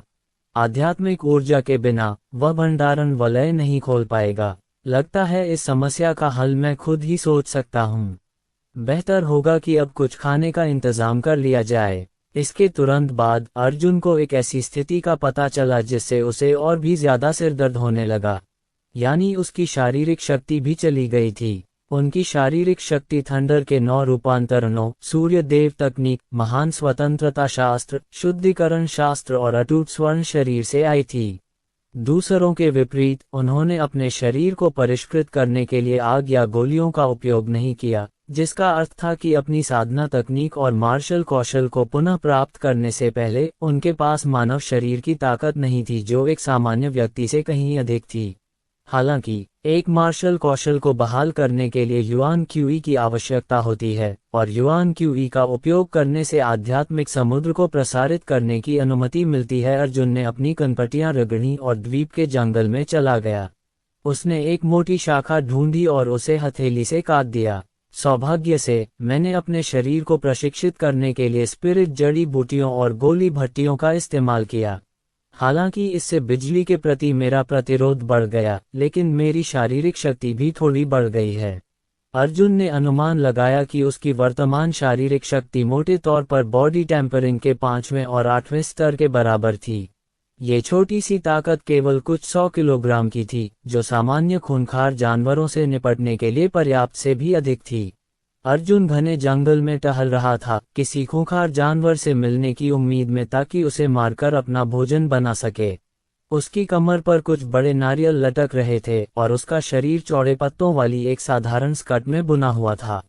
ये सही है, उसके कपड़े चले गए हैं। वह एक पहाड़ी पर चढ़ गया और दूर तक देखने लगा।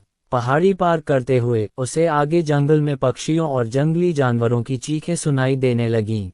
ये चीख सुनकर अर्जुन की लार तुरंत नियंत्रण से बाहर हो गई और उसके मुंह के कोने से नीचे बहने लगी।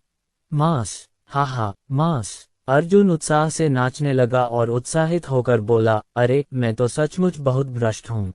मैं सिर्फ इसलिए बहुत खुश हूँ क्योंकि मैं मांस खा सकता हूँ। लेकिन मैं सचमुच खुश हूँ। उसने पेड़ की मोटी शाखाओं को पत्थर पर टिका दिया और खुशी से नीचे कूद गया। 2 घंटे बाद समुद्र के किनारे अर्जुन ने कच्चे मांस का एक बड़ा टुकड़ा काटते हुए गाली दी। उसकी अभिव्यक्ति अत्यंत निराशाजनक थी। उसके बगल में रखे लकड़ी के शेल्फ पर एक छोटा सा जानवर पहले से ही घुसा हुआ था और नीचे जलाऊ लकड़ी का ढेर लगा हुआ था। लेकिन अजीब बात यह थी कि अर्जुन आग नहीं जला सकता था। वह सिर्फ कच्चे मांस पर से ताज़ा खून को समुद्री पानी से धोकर उसे जिंदा निगल सकता था। अंधेरा हो चुका था और अर्जुन अभी भी अपने हाथ में कच्चे मांस के बड़े टुकड़े के साथ प्रतिस्पर्धा कर रहा था। अचानक द्वीप की गहराई से एक अराजक गर्जना आई। राक्षसी जानवर। अर्जुन कांप उठा और बोला, धिक्कार है, मेरी वर्तमान शारीरिक शक्ति राक्षसी जानवरों को मारने के लिए पर्याप्त नहीं है। मैं आध्यात्मिक ऊर्जा का उपयोग भी नहीं कर सकता, यहाँ तक कि सबसे सरल मार्शल कौशल भी नहीं। इससे भी बुरी बात यह थी कि बड़ी संख्या में लोग इस ओर चिल्लाने लगे। इन्हें किसके द्वारा भगाया जा रहा है? अर्जुन का दिल धड़क उठा। क्या इस द्वीप पर राक्षसी जानवरों के बीच कोई राजा भी हो सकता है? कारण अर्जुन को बताया गया। दौड़ना। अर्जुन ने छड़ी फेंक दी, बेतहाशा भागा और खुद से कहता रहा, उसे नहीं मरना चाहिए, उसे यहाँ नहीं मरना चाहिए। उसने यू डोंगहाई को मार डाला था, 6 महान संप्रदायों को बचाया था और यहाँ तक कि पूरे दक्षिणी क्षेत्र को भी बचाया था। क्या ऐसा हो सकता है कि वह किसी मूर्ख, निम्न स्तरीय राक्षसी जानवर के हाथों मर जाए? क्या ये बात लोगों को हंसाती नहीं? गड़गड़ाहट। बड़ी संख्या में राक्षसी जानवर समुद्र तट पर दौड़ पड़े और भागने के लिए 2 समूहों में बढ़ गए। एक लहर तेजी से समुद्र तट के किनारे अर्जुन की ओर बढ़ रही थी। ये टूट गया है। मुझे डर है कि इतने सारे राक्षसी जानवर मुझे कुचलकर मार डालेंगे। भाड़ में जाओ। वह कौन था जिसे 1000 चाकुओं से जंगल से बाहर खदेड़ा गया था? अर्जुन ने अपने जीवन की सबसे असहाय चीख निकाली। झा। आकाश में पक्षियों की कर्कश आवाज गूंज उठी। जैसे ही उसने चिड़िया की आवाज सुनी, अर्जुन अचानक स्तब्ध रह गया। वह रुक गया और उसकी आंखें लाल हो गईं। अचानक उसने पलटकर देखा और राक्षसी जानवरों के झुंड के पीछे एक लाल लाल पक्षी को देखा। यही वह पक्षी था जिसने राक्षसी जानवरों को भगाया था। नन्ही बुलबुल। अर्जुन का गला लाल पक्षी को हिला गया और उसने तुरंत अर्जुन को खोज लिया। हा हा हा हा हा, तुम कमीने, सचमुच जिंदा हो। ओह, तुमने पुनरुत्थान की गोली भी खा ली। अर्जुन उत्साहित होकर पक्षी की ओर दौड़ा। पक्षी भी उत्साहित होकर अर्जुन की ओर उड़ चला। एक व्यक्ति और एक पक्षी ने एक दूसरे को गले लगाया। उनके दिलों में खुशी उमड़ रही थी। तुम अभी भी जिंदा हो, छोटे कमीने। तुम सचमुच अभी भी जिंदा हो। अर्जुन की आंखें लाल थीं जब उसने अपनी 2 उंगलियों से पक्षी के रोएदार माथे को सहलाया। छोटी चिड़िया ने आत्मीयता से अपना सिर अर्जुन के चेहरे पर रगड़ा। जब भयभीत राक्षसी पशु समूह ने उस छोटे पक्षी को देखा तो वे जल्दी से घूमकर दूसरी दिशा में भाग गए। अर्जुन ने लिटिल स्पैरो के सिर को छुआ और कहा, तुम छोटे बदमाश राक्षसी जानवरों को नहीं खाते। तुम उनके पीछे क्यों भाग रहे हो? तुम बहुत कंजूस हो। अगर तुम आलसी हो तो तुम उन्हें धमका नहीं सकते। छोटे पक्षी ने गर्व से अपनी छाती सीधी कर ली और उसकी आंखों में एक भयावह ठंडी रोशनी चमक उठी। तुम्हारा यहाँ आना बहुत अच्छा है। अर्जुन ने पक्षी को अपने कंधे पर रखा और कहा, स्थिति अब थोड़ी जटिल हो गई है। मैं फिलहाल अपनी ताकत वापस नहीं पा सकता। कुछ समय तक मेरी सुरक्षा की जिम्मेदारी आपकी होगी। जब उस छोटी चिड़िया ने ये सुना तो वह खुश हो गई। वाह, उस व्यक्ति का मन शांत हो गया। उसने दबंग अंदाज में अपना सिर उठाया और अपने पंखों की नोक से अर्जुन के चेहरे पर थपथपाया। इसका मतलब है कि तुम्हें किसी न किसी समय मेरी सुरक्षा की जरूरत पड़ेगी। कोई बात नहीं, इसे मेरे ऊपर छोड़ दो, आग उगल दो। अर्जुन ने शाखा उठाई। छोटी चिड़िया ने एक कश लगाकर पेड़ की शाखा को जला दिया, जबकि अर्जुन ने खुशी खुशी लकड़ी के ढेर को जला दिया और अंत में उस शापित कच्चे मांस को भून लिया। स्वादिष्ट भोजन के बाद अर्जुन ने संतुष्टि के साथ अपने उभरे हुए पेट को रगड़ा और कहा, आप सभी पक्षियों के पास अपने सिर में क्षेत्रों का पता लगाने की क्षमता है ना? आपको अभी भी याद होगा कि बीस्ट स्पिरिट द्वीप कहाँ हुआ करता था। उस समुद्री क्षेत्र में जाओ और हमारी भंडारण अंगूठी और लाल ड्रैगन कृपाण वापस ले आओ। उन खजानों को कोई और नहीं चुरा सकता। ये सुनकर नन्ही गौरैया घबरा गई। क्या बात है?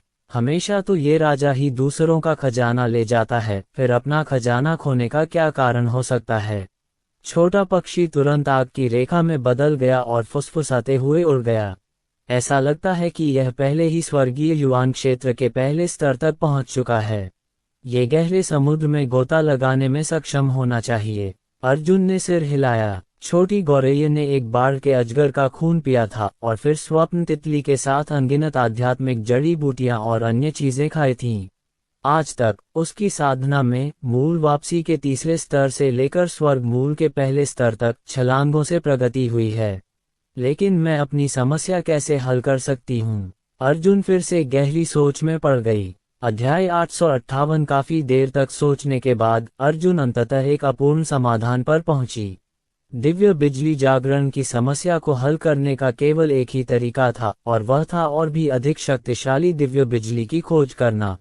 जब वह वज्र के 9 रूपांतरणों का पहला स्तर फिर से सीखेगा, तो वह तुरंत और भी शक्तिशाली दिव्य बिजली को अवशोषित कर लेगा।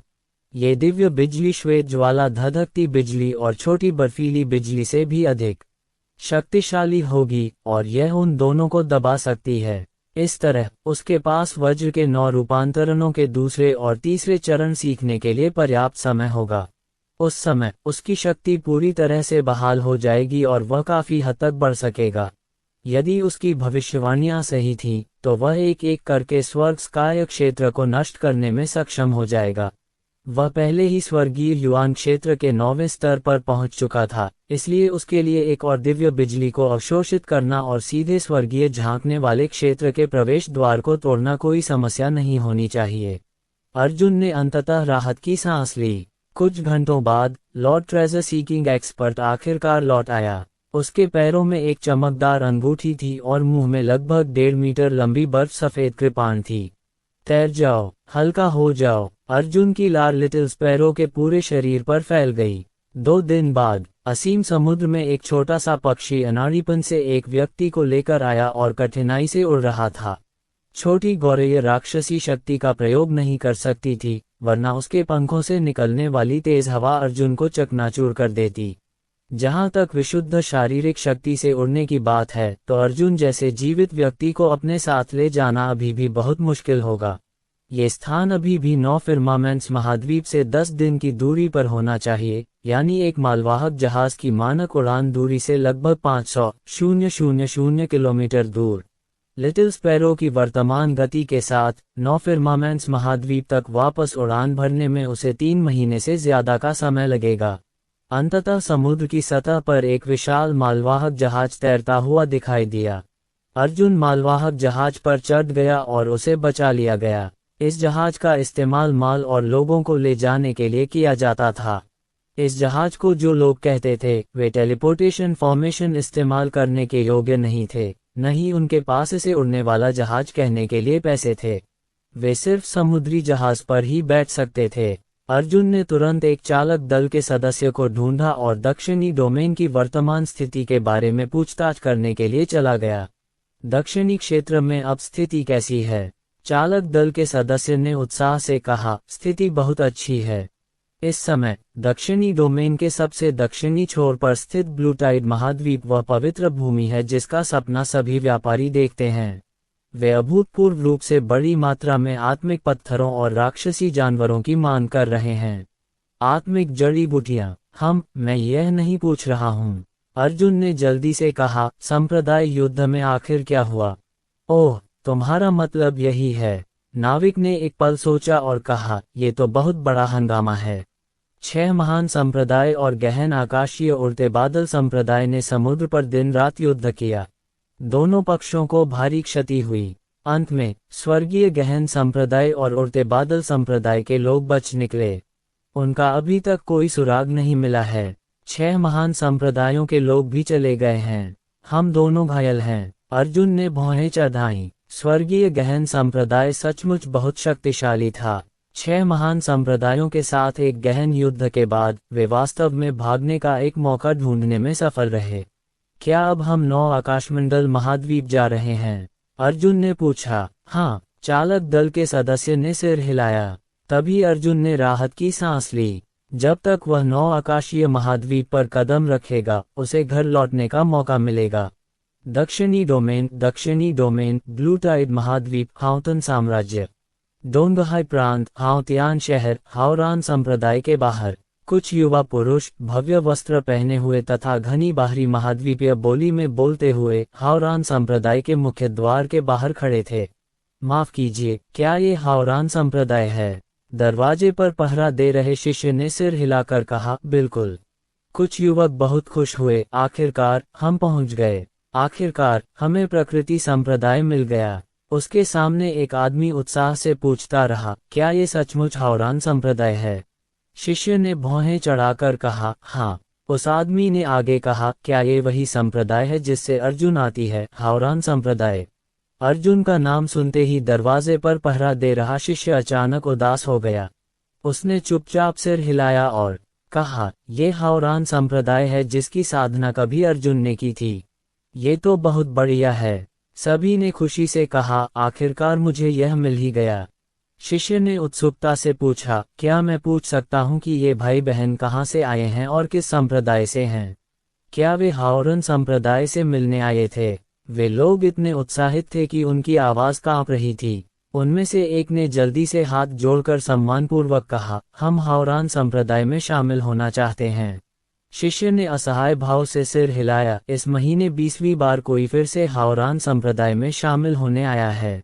उस व्यक्ति ने उत्साह से कहा, हम अर्जुन की बहुत प्रशंसा करते हैं। एक संप्रदाय जो अर्जुन जैसे नायक का पोषण कर सकता है, वह निश्चित रूप से अलग होगा। चाहे आप हमें कितना भी रोकने की कोशिश करें, हमें हाओरान संप्रदाय में प्रवेश करना ही होगा। प्रकृति संप्रदाय के भीतर मुख्य चोटियों से सभी लोग आ चुके थे, जिनमें बाहर से आए सभी बुजुर्ग और शिष्य भी शामिल थे। सभी लोग हाओरन पीक पर एकत्रित हुए। एल्डर शी बेहोंग आकाश में खड़े होकर भीड़ की ओर देख रहे थे। पूरा हाओरान संप्रदाय सफेद कपड़े पहने हुए था। हर कोई उदास और गंभीर था। शी बेहोंग ने आह भरी, फिर अपने कपड़े ठीक किए और कहा, आज हम एक प्रतिभाशाली युवक की स्मृति में शोक मनाएंगे जो हमारे संपर्क में आया था। यह उनका साहस और निडर भावना ही थी जिसने दक्षिणी क्षेत्र की संपूर्ण मार्शल दुनिया को बचाया और गहन आकाश संप्रदाय की योजनाओं को चकनाचूर कर दिया। इस समय कुछ शिष्य धीरे धीरे रोने लगे। शी बेहोंग ने अपने दुख को दबाते हुए कहा, वह हाओरान संप्रदाय के शिष्य के रूप में अपनी स्थिति के योग्य हैं। वह उस शपथ के योग्य हैं जो उन्होंने हाओरान संप्रदाय के पूर्वजों के सामने ली थी। उन्होंने अपने जीवन से न्याय की रक्षा की, अपने खून से हमारे दिलों को रंग दिया। शी बेहोंग ने मुड़कर गहरी सांस ली और खुद को शांत किया। फिर उसने सबके सामने कहा, वह हमारे हाओरान संप्रदाय का सबसे उत्कृष्ट और गौरवशाली युवा प्रतिभाशाली व्यक्ति था। उन्हें खोना पिछले 100 वर्षों में हमारे हाओरान संप्रदाय के लिए सबसे बड़ी क्षति है, लेकिन उनकी वीर आत्मा हमेशा हमारे दिलों में जीवित रहेगी। उनका नाम अर्जुन है। वह हमारे हाओरान संप्रदाय सूर्य शिखर संप्रदाय के शिष्य हैं और हमारे हाओरान संप्रदाय के संप्रदाय गुरु ओल्ड मैन तियान दाओ के निजी शिष्य भी हैं। विशाल हाओरान संप्रदाय इतना शांत था कि वे एक भी आवाज नहीं सुन पा रहे थे। शी बेहोंग ने गहरी सांस ली और कहा, उसने अपना मांस और खून हमेशा के लिए अंतहीन सागर में छोड़ दिया। जहां तक हमारा प्रश्न है, हमने उनकी आत्मा और इच्छा शक्ति को वापस ला दिया है। उनकी वीर आत्मा सदैव पूर्वजों का अनुसरण करेगी और हमारे प्रकृति पंथ की रक्षा करेगी। शी बेहोंग ने एक रैंकिंग निकाली जिस पर कुछ शब्द लिखे थे। अर्जुन, सन पीक। शी बेहोंग ने अपनी रैंकिंग ऊंची की और चिल्लाया, शक्तिशाली आभा शाश्वत है और धार्मिक आभा अविनाशी है। इस समय प्रकृति संप्रदाय के सभी शिष्यों ने एक स्वर में चिल्लाकर कहा, प्रकृति संप्रदाय की प्रकृति आत्मा शाश्वत है और धर्मी आत्मा शाश्वत है। चीखों से आकाश हिल गया। सूर्य शिखर। शी बेहोंग और अन्य बुजुर्ग सूर्य महल पहुंचे, जहां जू कयुए साधना कर रहे थे। कयुए। शी बेहोंग ने जू कयुए की ओर देखा, जो रिंग बिल्डिंग में सीधी बैठी थी। तुम 1 महीने से हिली तक नहीं हो। जू कयुए ने अपनी आंखें बंद कर लीं और शी बेहोंग की बातों पर ध्यान नहीं दिया। शी बेहोंग ने काफी देर तक हिचकिचाते हुए आखिरकार कहा, यह आपकी गलती नहीं है। अगर अर्जुन अभी भी जीवित होता तो वह आपको इस तरह नहीं देखना चाहता। जू कयुए ने अर्जुन की बातें सुनी तो उसने तुरंत अपनी आंखें खोल दीं।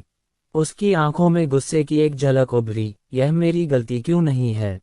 मैं उसका मालिक हूँ। यह मेरी गलती है कि मैं उसकी रक्षा करने में असफल रहा। 6 महान संप्रदाय, इतने सारे उच्च क्षेत्र के बुजुर्ग, इतने सारे पुराने लोग जिन्होंने सैकड़ों वर्षों तक साधना की है, वास्तव में उन्हें बचाने के लिए स्वर्गीय युवान क्षेत्र के एक युवक की आवश्यकता महसूस करते हैं। बताओ, ये हमारी गलती नहीं है। गलती किसकी हो सकती है? जू कईयुए कभी इतनी क्रोधित नहीं हुई थी, नहीं उसने कभी इतनी तीव्र भावनाएं प्रदर्शित की थीं। हालांकि शी बेहोंग ने सिर हिलाया। लानत है, लानत है। आप अपने दिल में बेहतर महसूस करेंगे। जू कईयुए अचानक फूट फूट कर रोने लगी। वह बेकाबू होकर चिल्लाए, अर्जुन को मुझे वापस दे दो। अध्याय 859 पशु आत्मा युद्ध में भारी क्षति हुई। आकाश गहन संप्रदाय और उड़ते बादल संप्रदाय के बुजुर्गों को अनगिनत क्षति हुई थी। लगभग 50% बुजुर्ग और विशेषज्ञ घायल हो गए थे।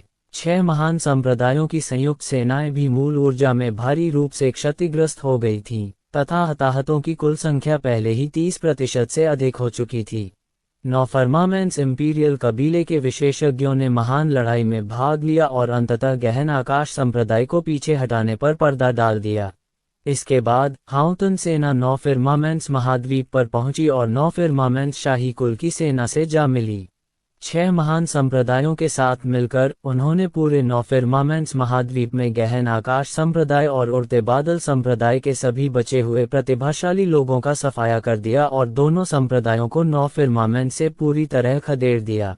उसी महीने हाउटियन शाही कबीले ने उन सभी दूसरे और तीसरे दर्जे के स्थानीय संप्रदायों को पकड़ने का आदेश जारी किया जो कभी ब्लू टाइड महाद्वीप पर गहन आकाश संप्रदाय में शामिल हो गए थे। इन संप्रदायों के बुजुर्गों और संप्रदाय के गुरुओं को मुकदमे के लिए हाओजिंग ले जाया गया।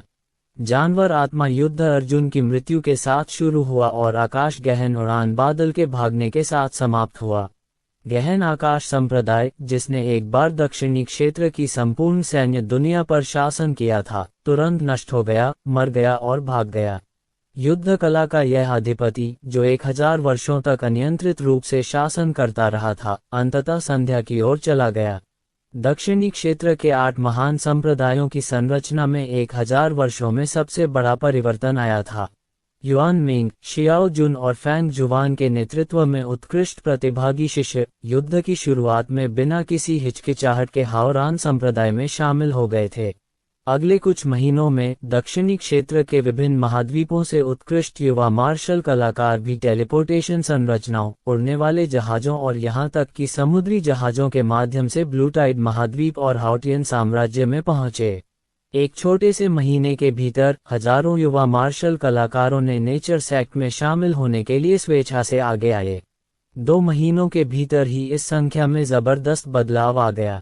16 साल से कम उम्र के लगभग 1,06,000 युवा श्रद्धा से हाओरान संप्रदाय में शामिल होने आए। दक्षिणी क्षेत्र में सैन्य जगत की संरचना बदल गई थी। हाओरान संप्रदाय, जो कभी सबसे निचले पायदान पर था, अब 6 महान संप्रदायों का नया नेता बन गया था।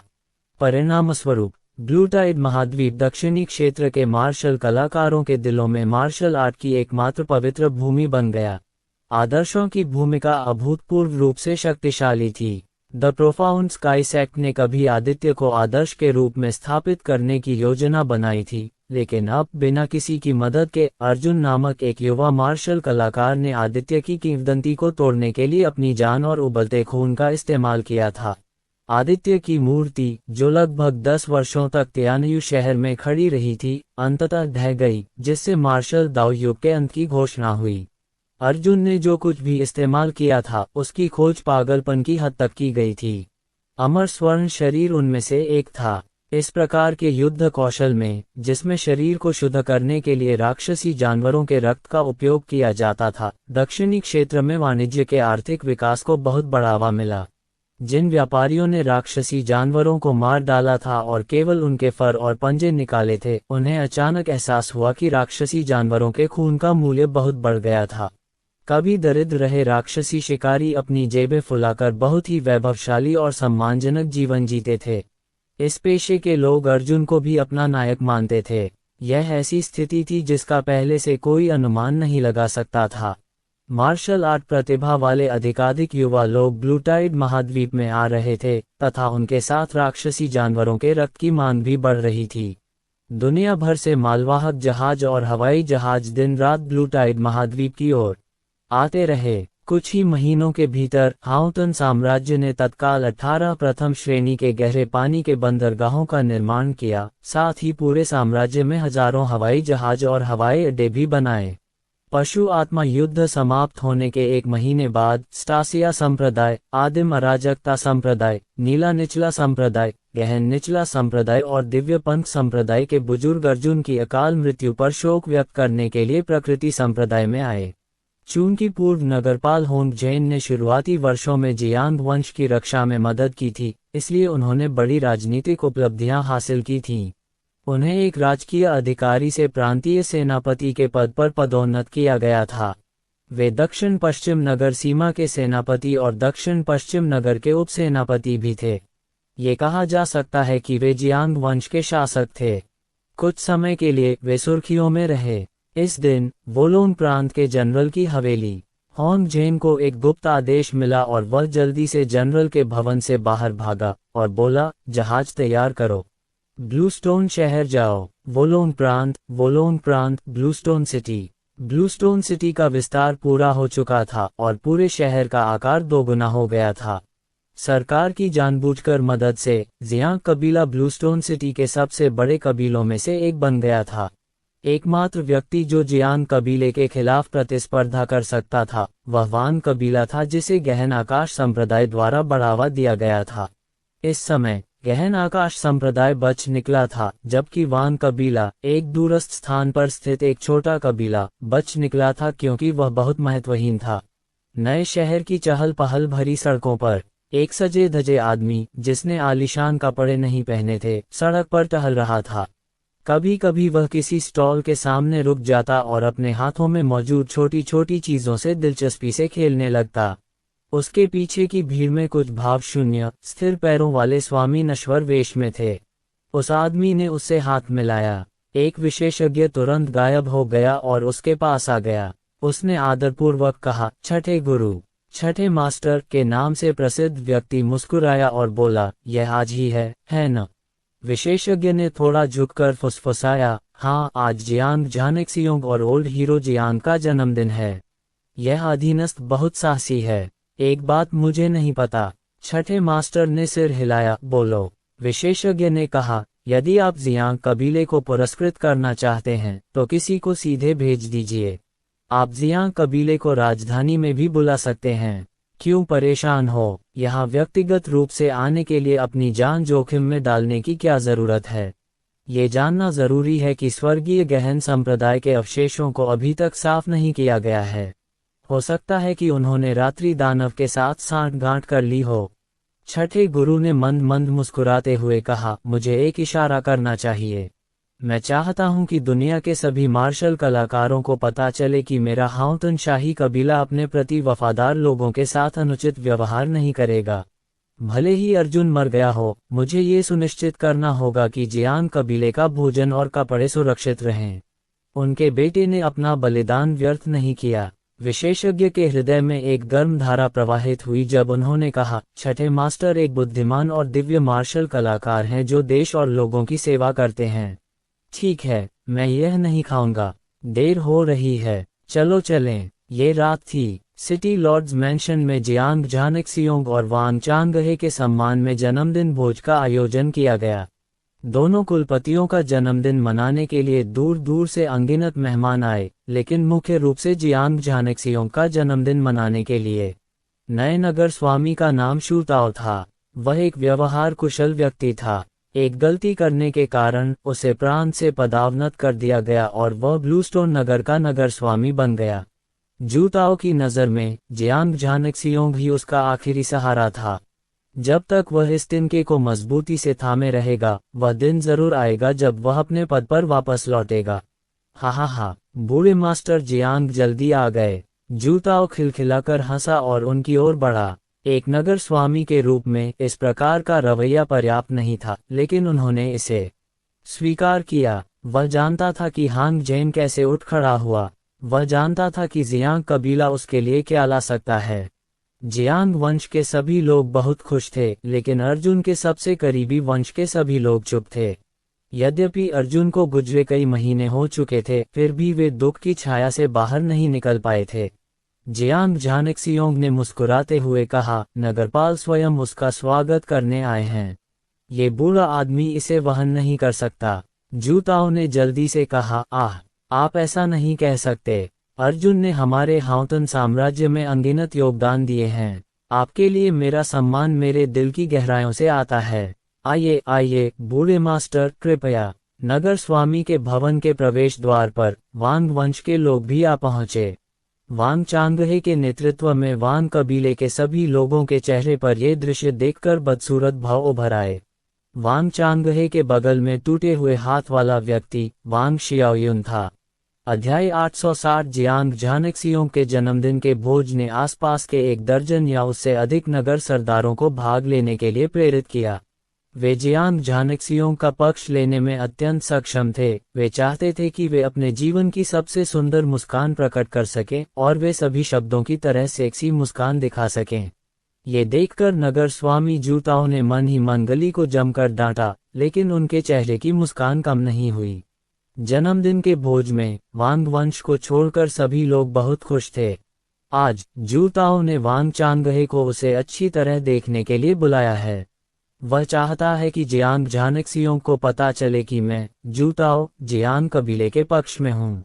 देखो मैं वांग कबीले से कैसे निपटता हूँ। सबसे जीवंत समय में जब जूताओ ने वांग चांगहे की अभिव्यक्ति को देखा, जो बदतर और बदतर होती जा रही थी, वांग चांगहे को एहसास हुआ कि कुछ गड़बड़ है। इस समय वांग शियाओयुन अचानक सामने आ गया। वांग शियाओयुन ने अपनी मुठ्ठियां भींच ली और जियांग झानेक्सियोंग से कहा, बूढ़े मास्टर जियांग, क्या आपको याद है कि मैंने 2 साल के लिए आपके पोते के साथ मुलाकात की थी?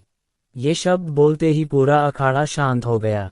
अर्जुन शब्द पहले से ही एक संवेदनशील शब्द बन चुका था और कोई भी आसानी से उसका जिक्र नहीं करता था।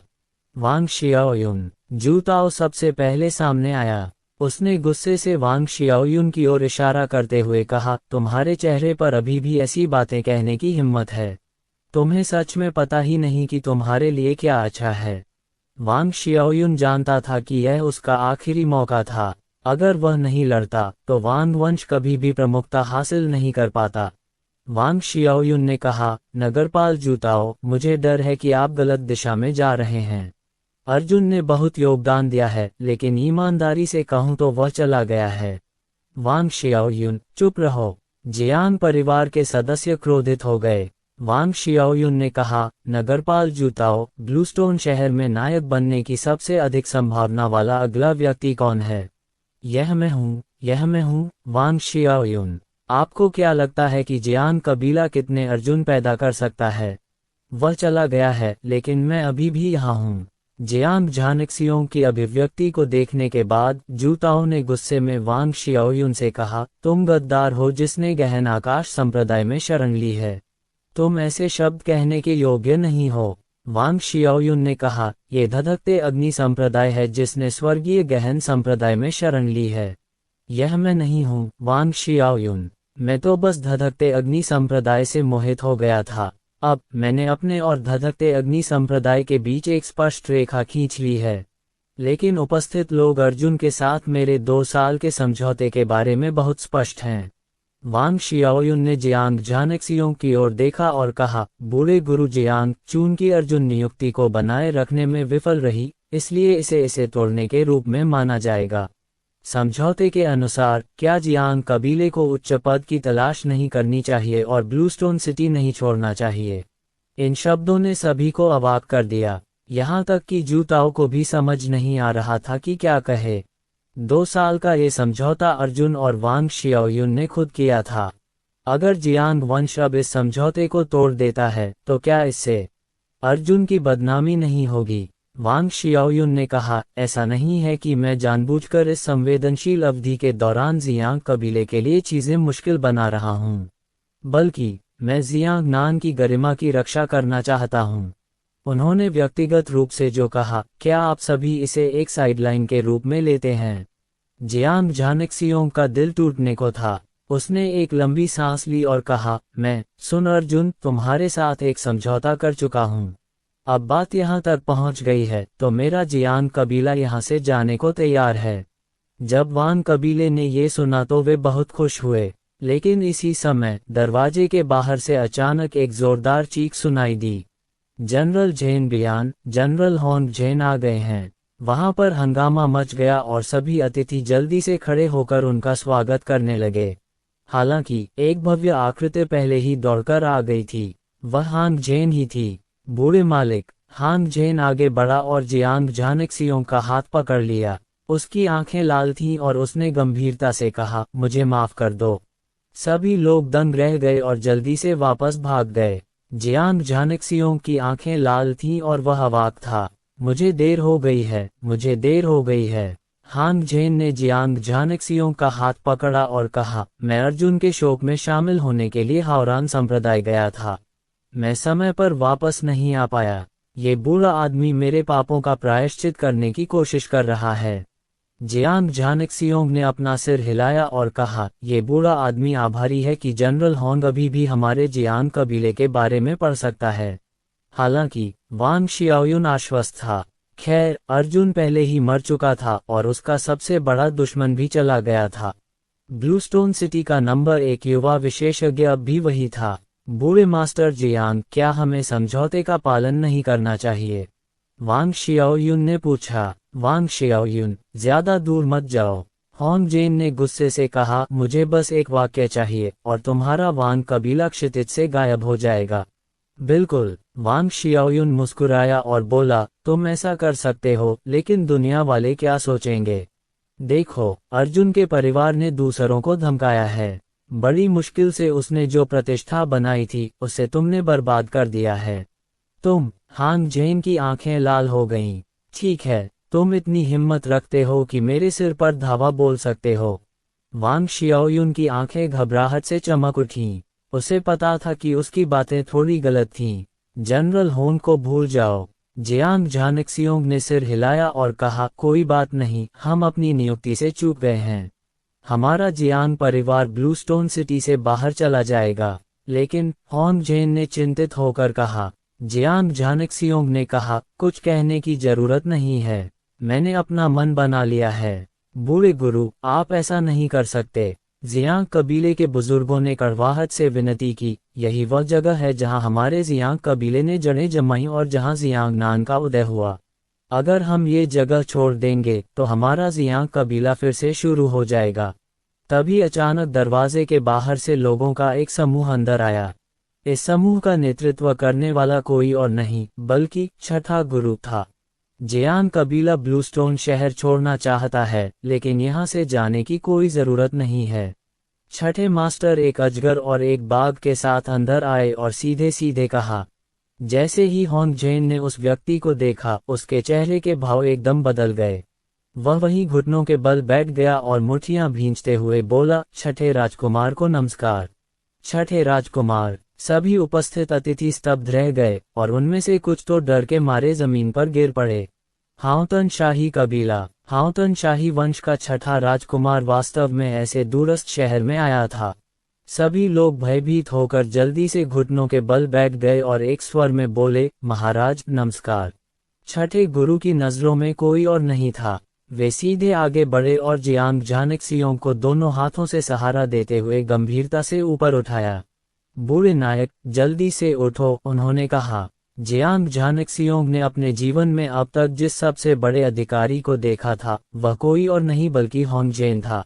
अपनी हैसियत के चलते शायद उसे जीवन भर हाओतन शाही परिवार को देखने की योग्यता नहीं मिलती। मेरी हिम्मत नहीं है, जियांग झानेक्सियोंग ने डरते हुए कहा। जल्दी से उठो। छठे राजकुमार ने व्यक्तिगत रूप से जियांग झानेक्सियोंग को उठने में मदद की और इस दृश्य ने वहां मौजूद सभी लोगों को चौंका दिया। छठे राजकुमार ने विनम्रतापूर्वक जियांग झानेक्सियोंग का हाथ पकड़ लिया और कहा, ठीक है, बूढ़ा नायक वास्तव में वीर है। केवल आप जैसा कोई ही अर्जुन जैसे उत्कृष्ट युवा नायक का पोषण कर सकता है। आओ, मेरा उपहार मुझे दे दो। अचानक हॉल में 6 लोग प्रकट हुए।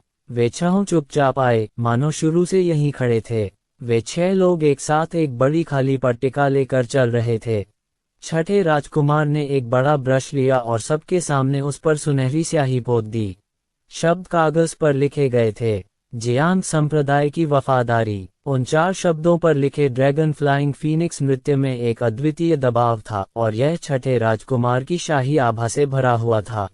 जब उन्होंने ये 4 शब्द देखे तो पूरा जियांग कबीला रो पड़ा। छठे राजकुमार ने अपनी स्याही नीचे रखी और कहा, समझौते के अनुसार जियांग परिवार को ब्लूस्टोन शहर छोड़ देना चाहिए। तो फिर आज मैं व्यक्तिगत रूप से इस ब्लूस्टोन सिटी का नाम बदल दूंगा। जियांगनान, दक्षिण की ओर धूप की ओर बढ़ो। आज से इस ब्लूस्टोन शहर को जियांगयांग शहर कहा जाएगा। जियांग झानक्सियोंग पहले से ही आंसू में था।